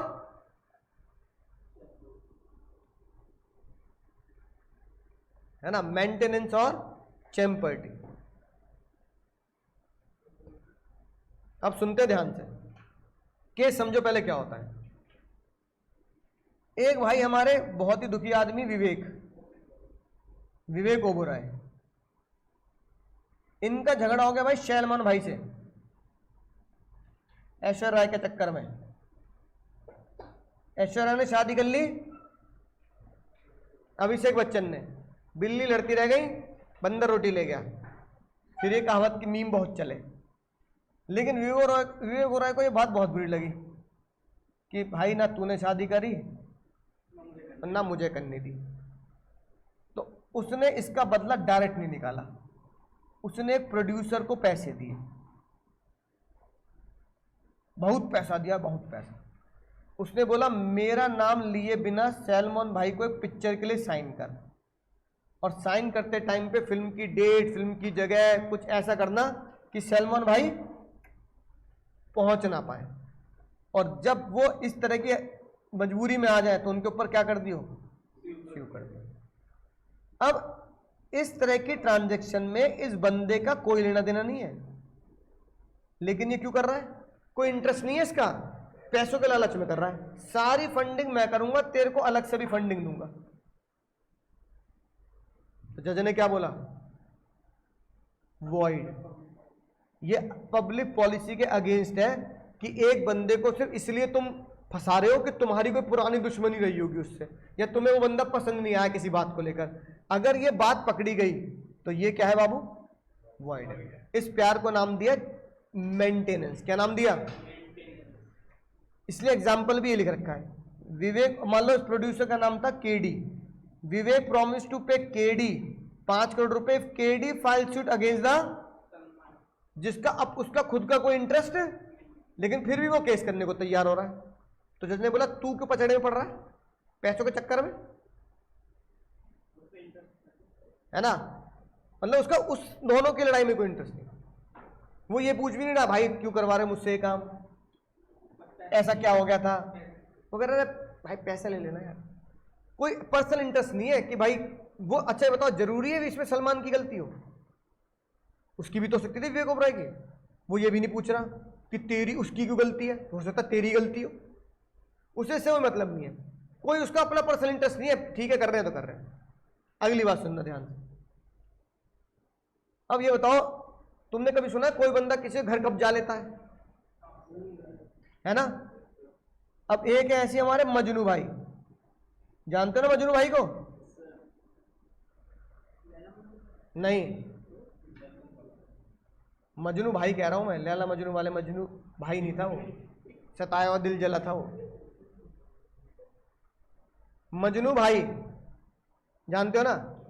अब मजनू भाई ने तुम्हारा घर रेंट पे लिया और फिर तुम्हारे ही घर को कब्जा लिया।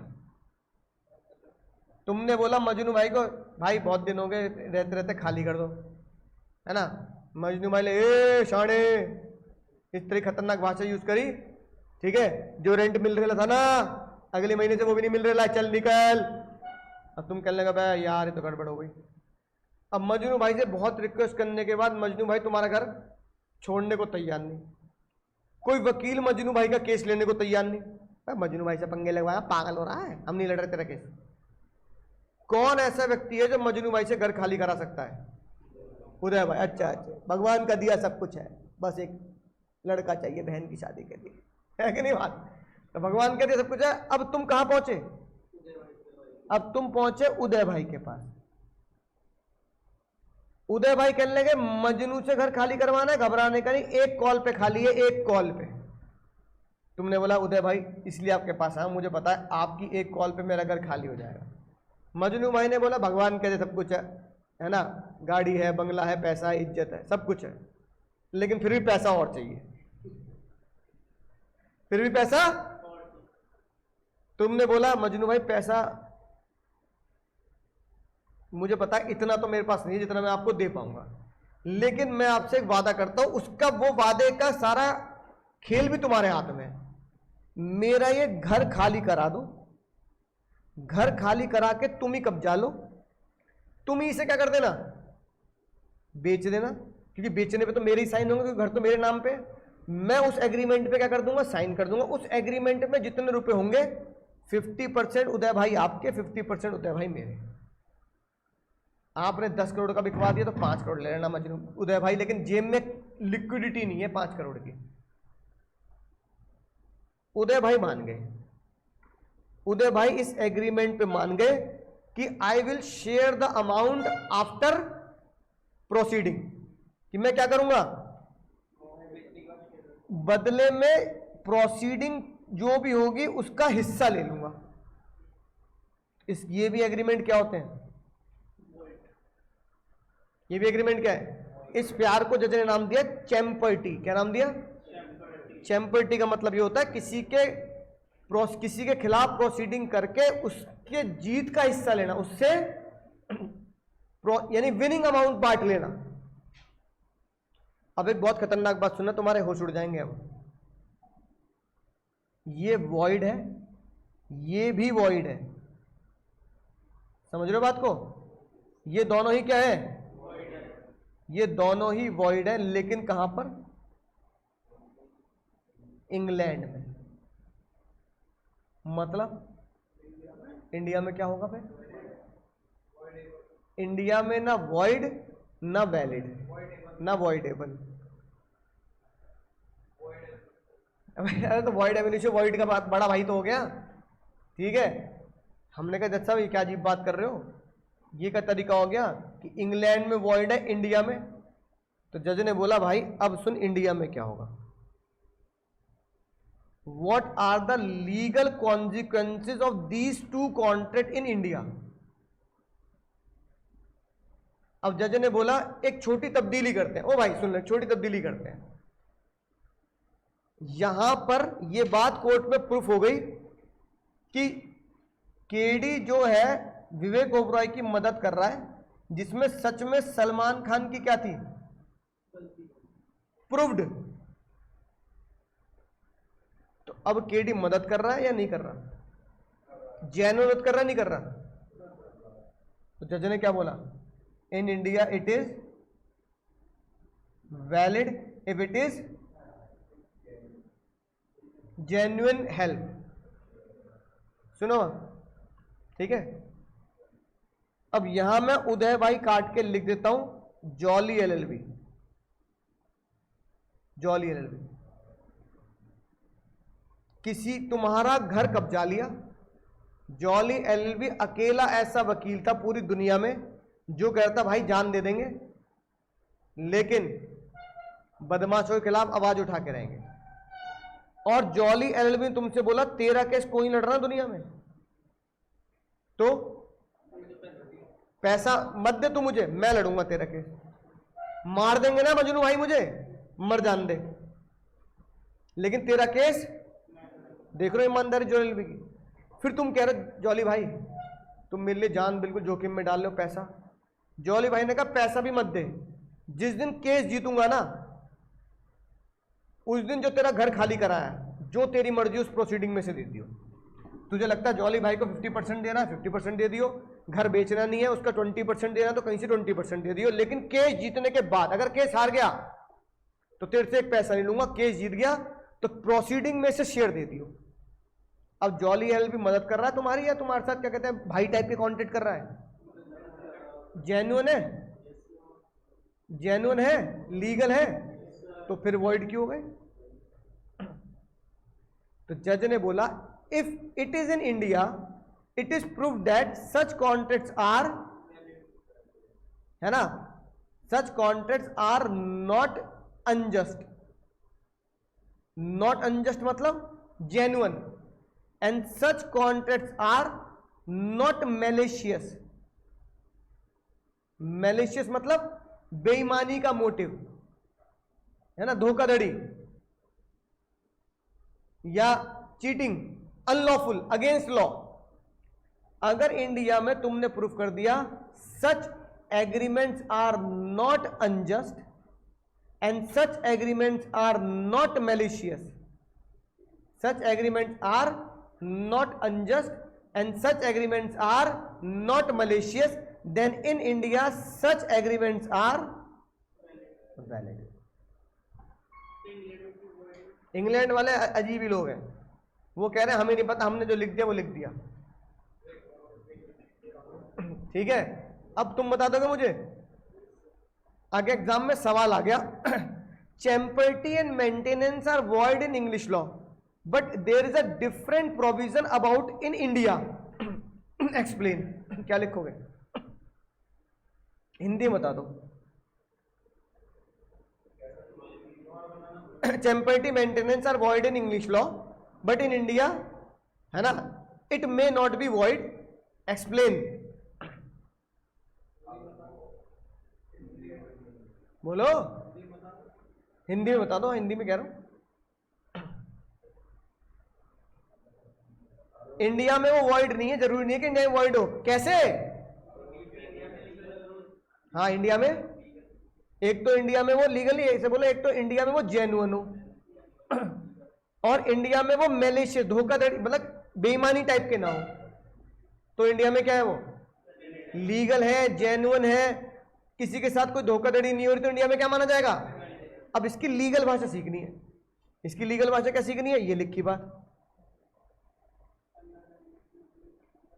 ये लिखी बात, चैम्पर्टी और मेंटेनेंस, ये लिखी बात। In England they are absolutely void, इधर ध्यान दो पहले स्क्रीन पर, in India maintenance of champerty is valid unless, जब तक कि इंडिया में वो वैलिड रहेंगे जब तक कि ये प्रूफ ना हो जाए कि वो क्या है, और वो क्या है, मेलिशियस। अगर प्रूफ हो गया कि वो अनरीजनेबल और मेलिशियस है तो चैंपर्टी इन इंडिया वॉइड। अगर प्रूफ हो गया कि वो अनरीजनेबल नहीं था, जॉली एलएलबी ने तुम्हारी मदद करी, वो अनरीजनेबल नहीं थी, रीजनेबल थी, और उसके पीछे जॉली एलएलबी का कोई मेलिशियस मोटिव नहीं था, जेन्युइन मोटिव था तुम्हारे लिए केस लड़ना, तो तुम्हारा और जॉली एलएलबी का कॉन्ट्रैक्ट क्या माना जाएगा, भले ही वो तुम्हें प्रोसीडिंग में से हिस्सा दे तब भी क्या माना जाएगा, वैलिड। ये लिखी बात। ये तो है अंग्रेजी लॉ कि भैया इतना पोर्शन तुझे दे दूंगा, वॉइड है। अंग्रेजों के हिसाब से क्या है, इंडिया में हम क्या मान लेंगे, वैलिड। वैलिड होने की दो ही शर्तें हैं, वो क्या होना चाहिए, रीजनेबल, और क्या होना चाहिए, नॉट मेलिशियस। कोर्ट में ये प्रूफ कर देना है कि ये रीजनेबल है और इसमें कोई भी मेलिशियस बेईमानी वाला है ना एविडेंस नहीं है। तो इंडिया में चैंपर्टी मेंटेन हाईली रिकमेंडेड क्वेश्चन होता है एग्जाम में, अलग से भी आता है इसके ऊपर कि बच्चे को ये पता है कि नहीं। इंडिया में क्या चलता है, इंडिया के हिसाब, ठीक है। अगली बात बिल्कुल आसान, जो बचपन सुनते हैं, रिश्वत। ये लिखी बात, भाई मैं तुझे अवार्ड दिला दूंगा, वॉइड। मैं तुझे रेलवे में नौकरी दिला दूंगा, इतना रिश्वत दे दे, वॉइड। किसी को रिश्वत देके कह दिया तू अपनी कुर्सी रिटायरमेंट दे दे ताकि इसके बदले किसी और को रखा जा सके, ये क्या है, वॉइड है, ठीक है।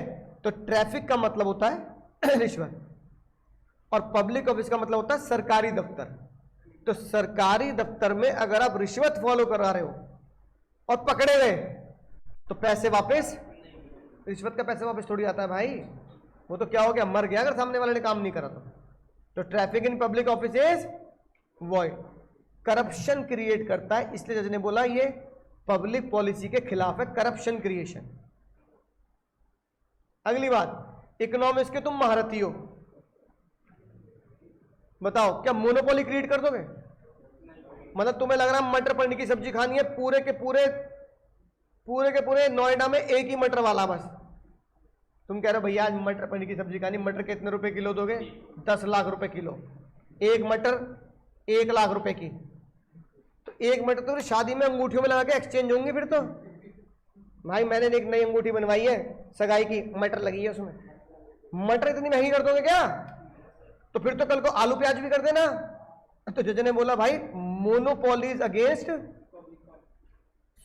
एटलीस्ट खाने पीने की चीज की मोनोपोली थोड़ी क्रिएट कर दोगे।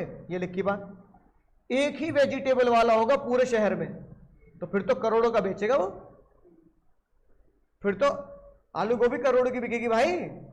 1934 जज ने क्या बोला, वॉइड, ठीक है। यहां तो तुम सरकारी दफ्तर में रिश्वत देते थे, तुम वहां से एक कदम और आगे निकल गए, तुम निकले सैफ अली खान के बिल्कुल परम चेले। सैफ अली खान ने पिक्चर में बोला था मैं घोड़े पे नहीं जॉकी पे पैसा लगाता हूं, तुमने बोला मैं वकील पे नहीं जज पे पैसा लगाता हूं, सीधा जज खरीद मारा। जो फैसला सुनाएगा सीधा किसको पैसा दो, जज साहब पकड़े गए। जैसे कुछ महीने पहले एक वो आई थी ना रिपोर्ट, एक जज के घर में गोडाउन में बहुत सारे नोट जले मिले, है ना। इतने नोट कैसे पहुंच गए जज के घर में, जज की तनख्वाह 3 लाख 4 लाख रुपए महीना, उनके घर में जल गए क्या कहते हैं कम से कम 10-15 करोड़ के नोट है। तो 3 लाख रुपए महीना कमाने वाला 10 करोड़ रुपए कैसे, वो भी पता कहां रख रखे थे, गैराज में, वहां शॉर्ट सर्किट से आग लग गई, सारे नोट जल गए। सुप्रीम कोर्ट के जज के, तो सुप्रीम कोर्ट के आगे बचता है क्या, फिर तो भगवान के अलावा कुछ नहीं बचता भाई। तो बताओ, करप्शन इज सीधा जुडिशियल ऑफिसर, सीधा जज के और जज के लोगों को क्या दे रहे हो, रिश्वत दे रहे हो, इन्फ्लुएंस द जज। तो गलत है भाई, फिर देश में तो न्याय खत्म हो गया ना, जब तुम जज तक इन्फ्लुएंस पहुंचा रहे हो तो, ठीक है ना। जनवरी 2025 कंपलसरी क्वेश्चन 1 का part A, marriage brokerage contract. अब सुनना ध्यान से, केस सुनो ध्यान से। एक भाई भैया थे हमारे प्रेम, उनका रिश्ता होने वाला था पूनम से, याद आ गए दोनों? विवाह पिक्चर। इन दोनों का रिश्ता कौन कराता है? भगत अंकल। याद आया?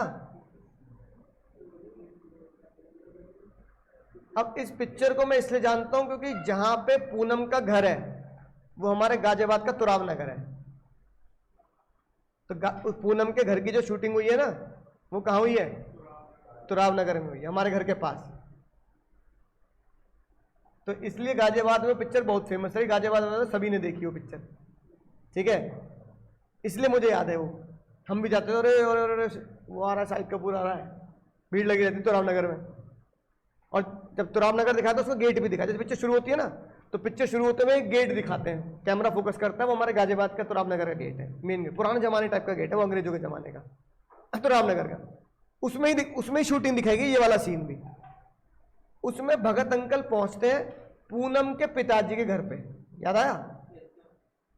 और पूनम के पिताजी कहते हैं भाई इतने बड़े अमीर घराने के लोग मेरी बेटी से क्यों शादी करेंगे भाई, मैं तो छोटा दुकानदार गाजियाबाद का। तो भगत अंकल कहते हैं अमीर लोगों को अच्छी बहुएं नहीं चाहिए होती क्या? तो पूनम के पिताजी कहते हैं चलो भाई आप देख लो एक बार बात करके। अब भगत अंकल प्रेम के पिताजी से बात करते हैं और ये रिश्ता पक्का करा देते हैं। तो भैया प्रेम वेड्स पूनम के कार्ड छप जाते हैं। भगत अंकल कहते हैं इतने बड़े अमीर घराने का रिश्ता कराया है, 1 करोड़ रुपए मेरा पैसा बनता है। पूनम के पिताजी 1 करोड़ रुपए मेरे, वैलिड इनवैलिड? यही होता है मैरिज ब्रोकरेज कॉन्ट्रैक्ट। शादी कराने का पैसा लेना is void. Bhagat uncle case नहीं कर सकते अब पूनम के पापा के ऊपर कि तुमने एग्रीमेंट किया था कि मैं तुम्हारी लड़की का रिश्ता कराऊंगा, तो मुझे क्या दोगे? 1 करोड़ रुपए दोगे। जज ने बोला अगेंस्ट पब्लिक पॉलिसी। जैसे किसी की शादी तोड़ना पब्लिक पॉलिसी के अगेंस्ट में है, ऐसी किसी के रिश्ते कराने के लिए पैसा पकड़ना पब्लिक पॉलिसी के क्या है? अगेंस्ट है। समझ में आई बात? क्या चीज? तो भी वर्ड, ये लिखी बात। पैसा दे दिया जाएगा अगर शादी कराने के लिए, अगर लड़की के पिताजी पैसे ले लेते हैं शादी कराने के, तो क्या ये ऐसी पुरोहित जी कौन हो गए? भगत अंकल। तो भगत अंकल ने अगर पैसे पकड़ लिए कि मैं शादी कराऊंगा, तो वो। अब बात आती है सर जनवरी 25 में क्या यही क्वेश्चन आया था? नहीं, जनवरी 25 में आया मिस्टर एक्स ने शादी.com का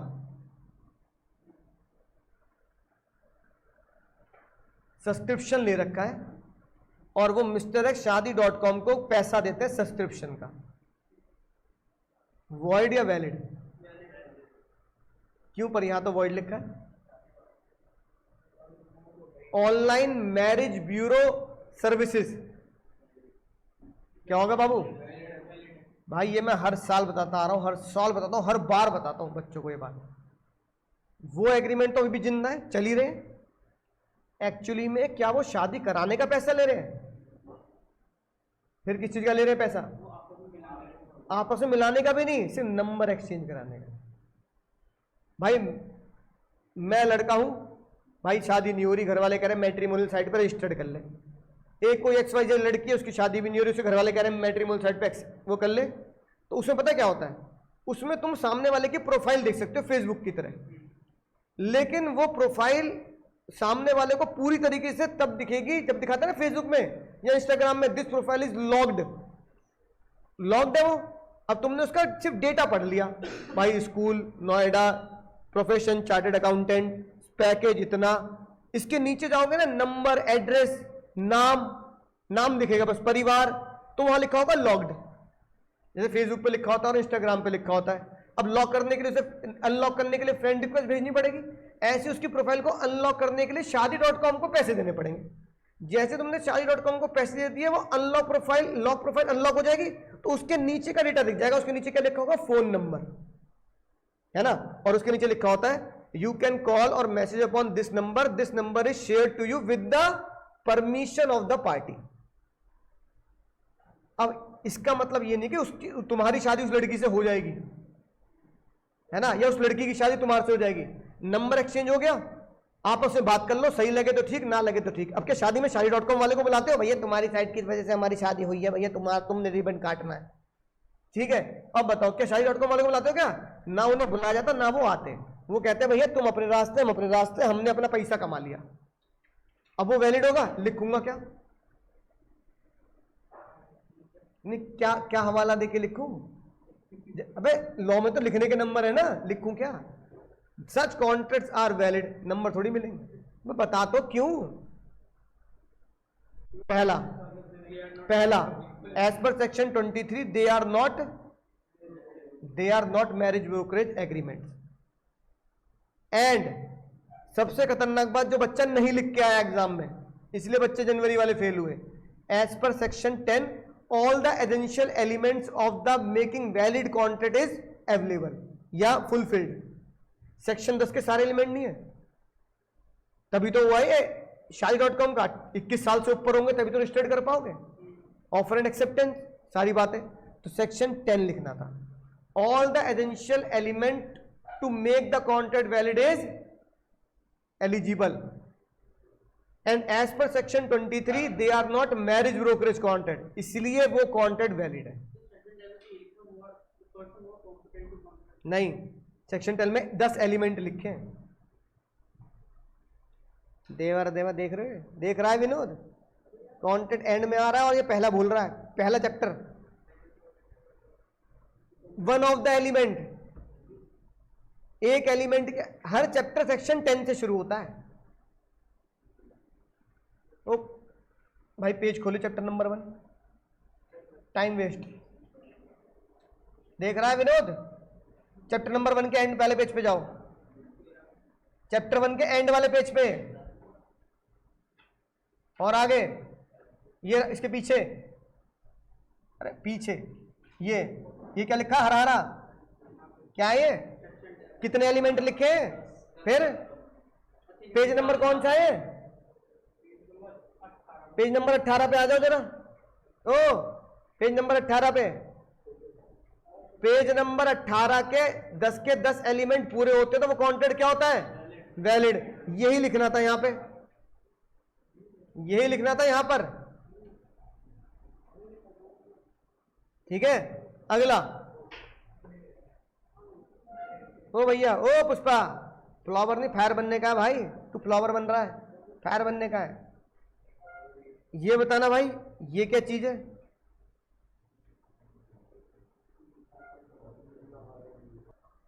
ये मास्टर जी की पेंशन नहीं दे रहा, क्यों नहीं दे रहा? अच्छा, ये कुर्सी पे क्यों बैठा है? पेंशन देने के लिए बैठा है। जो ये मास्टर जी को करे बिना रिश्वत दिए पेंशन दे दे, तो क्या इसको इस डिपार्टमेंट से सैलरी मिल रही है? नहीं मिल रही? किस बात की सैलरी मिल रही है? कि कोई बूढ़ा व्यक्ति आ रहा है तो उनकी पेंशन हर महीने उनको चेक देते जाओ, पैसा देते जाओ, ताकि उनका जीवन चलता रहे। अरे इस काम को करने के लिए, इस काम को ईमानदारी से निभाने के लिए तुम्हें डिपार्टमेंट क्या दे रहा है? सैलरी। वो सैलरी क्यों दे रहा है? तुम्हारा ये काम है, तुम्हारा ये, भाई तुमने मुझे फीस दी क्या करने के लिए? पढ़ाने के लिए। मेरा ये, अब इसी काम को करने के लिए किसी और से पैसे मांगूंगा क्या? समझ में आई ना बात? तो जज साहब ये कह रहे हैं कि जो तेरा काम है उसी काम को करने के लिए तू रिश्वत मांग रहा है। It is called interest oppose to duty. जो तेरी ड्यूटी है उसके अपोज जाके तू अपनी ड्यूटी के लिए एक्स्ट्रा पैसे क्यों मांग रहा है? तो ये एग्रीमेंट क्या होगा? ये रिश्वत के जैसा ही होगा, और इसे क्या कहला जाएगा? Void. Interest oppose to duty, यानी जो मेरी ऑब्लिगेशन है, यानी कि जिस काम के लिए मुझे ऑलरेडी क्या मिल रहे हैं, जो मेरा काम है उसी काम का क्या मांग रहा हूं? उसी का कमीशन या उसी का एक्स्ट्रा पैसा। जज कह रहे हैं भाई एक्स्ट्रा पैसा किस बात के मांग रहा था? समझ में आई ना बात?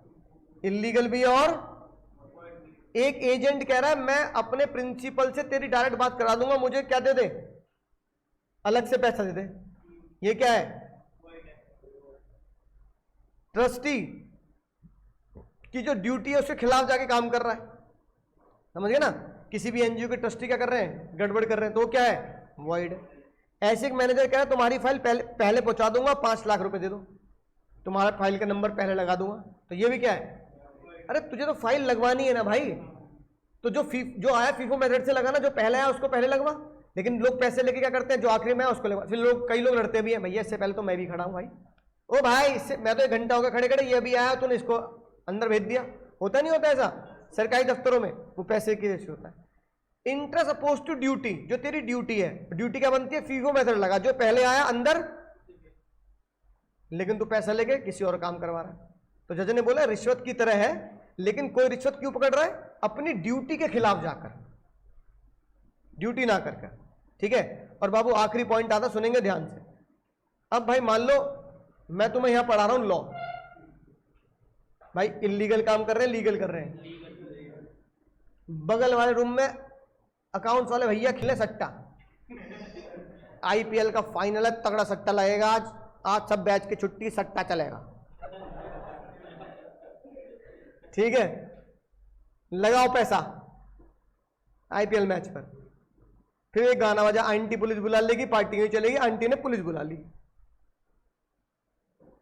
तो कहावत के अनुसार क्या गेहूं के साथ घुन भी पीसेगा? हम खूब रो रहे हैं साहब, हमारी कोई गलती नहीं है सर, हमारी कोई गलती नहीं है सर। हमारा क्या कसूर है? हमारा कसूर इतना है कि हम बेकसूर हैं। हमारा क्या गुनाह है? हमारा गुनाह इतना है कि हम बेगुनाह है ना बात। बगल में सट्टा खेला जा रहा है, बगल में इलीगल काम हो रहा है, हम तो ईमानदारी से पढ़ते हो, किताब है देख लो, बच्चे डायग्राम बना रहे हैं, नोट्स बना रहे हैं। गेहूं के साथ गुण पिसेगा नहीं पिसेगा? पिसेगा। जज ने बोला एक पतली सी दीवार के पार इलीगल एक्टिविटी हो रही है, इधर वाले बच्चे कह रहे हैं हमें पता ही नहीं, बेहोश, हमें नहीं पता जी क्या हो रहा है। जज ने यकीन ही नहीं किया।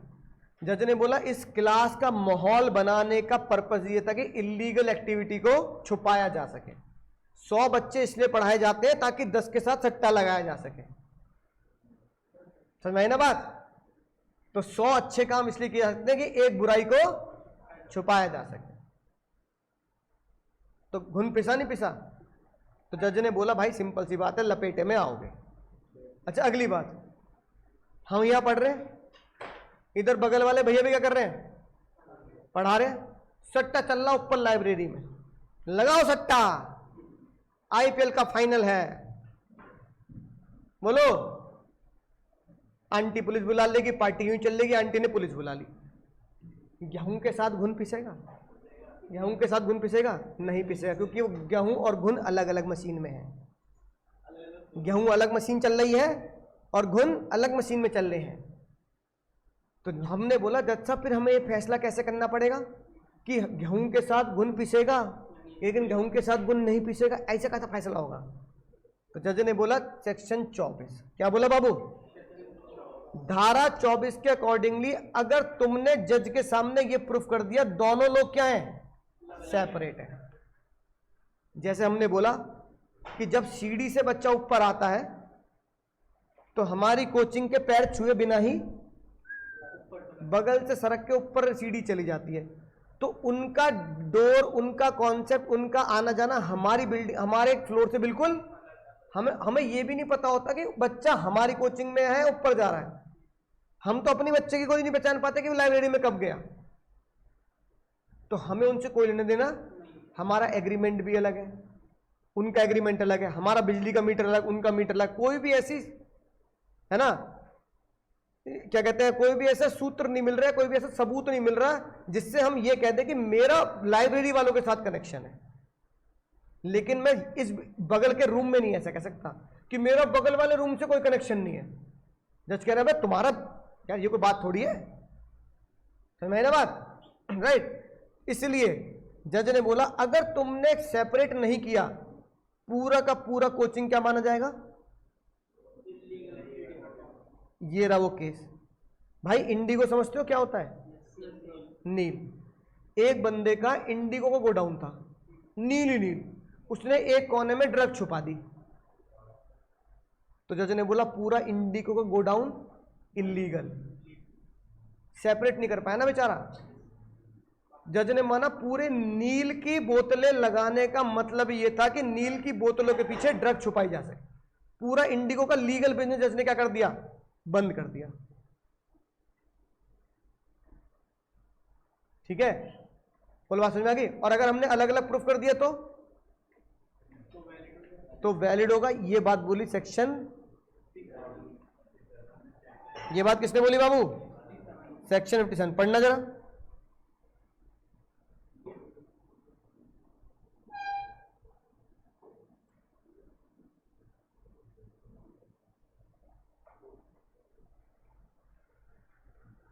क्या लिखा है, इलीगल पार्ट को तो वॉइड कर देंगे और लीगल पार्ट को वैलिड, भाई प्रूफ करना पड़ेगा। फर्स्ट प्रॉमिस इज 10,000 रुपए क्या होगा, वैलिड हो जाएगा। सेकंड सेट ऑफ प्रॉमिस क्या है, अनलॉफुल है, तो वो क्या होगा, वॉइड एंड इलीगल। 23 का चीट कोड क्या था, फॉलो, और उसके बाद 9 पॉइंट किसके हैं, interest oppose to public policy. 7 number में आएगा, 7 में से कोई 9 में से कोई भी 7 पॉइंट तुम्हें लिखने पड़ेंगे। एक आध केस तो लिखने निकले, केस का नाम याद होना हो, पर ये सारे है ना एग्जाम्पल के तौर पर लिखने आने जरूरी है। इसलिए हर टॉपिक में एक या दो के वो दे रखे हैं एग्जाम्पल, कई के एग्जाम्पल दे रखे हैं, कोई भी लिख के आ जाएंगे, कोई भी। तो जनवरी 25 में डायरेक्ट क्वेश्चन था 7 मार्क्स का, सीधा सीधा। ठीक है बाबू, अगले क्लास में क्या शुरू करेंगे, वॉइड एग्रीमेंट एंड कंटीजेंट। बोलो समझ गए सर, मजा आ गया सर। ध्रुव भाई भग रहे हो, चेक नहीं करा रहे आंसर, व्हाट्सएप भी नहीं भेजता तुम, कोई व्हाट्सएप भी नहीं भेजा, 2-3 बच्चों ने भेजा बस। अगली क्लास से चेक करूंगा मैं, पहले वही करके आना है, आज का नहीं, तुम वही करके दिखा दो, मिस्टेक ऑफ लॉ वाला। ठीक है, चलो भाई tata bye bye, take care. Online वाले बच्चों बाय बाय। 1 मिनट।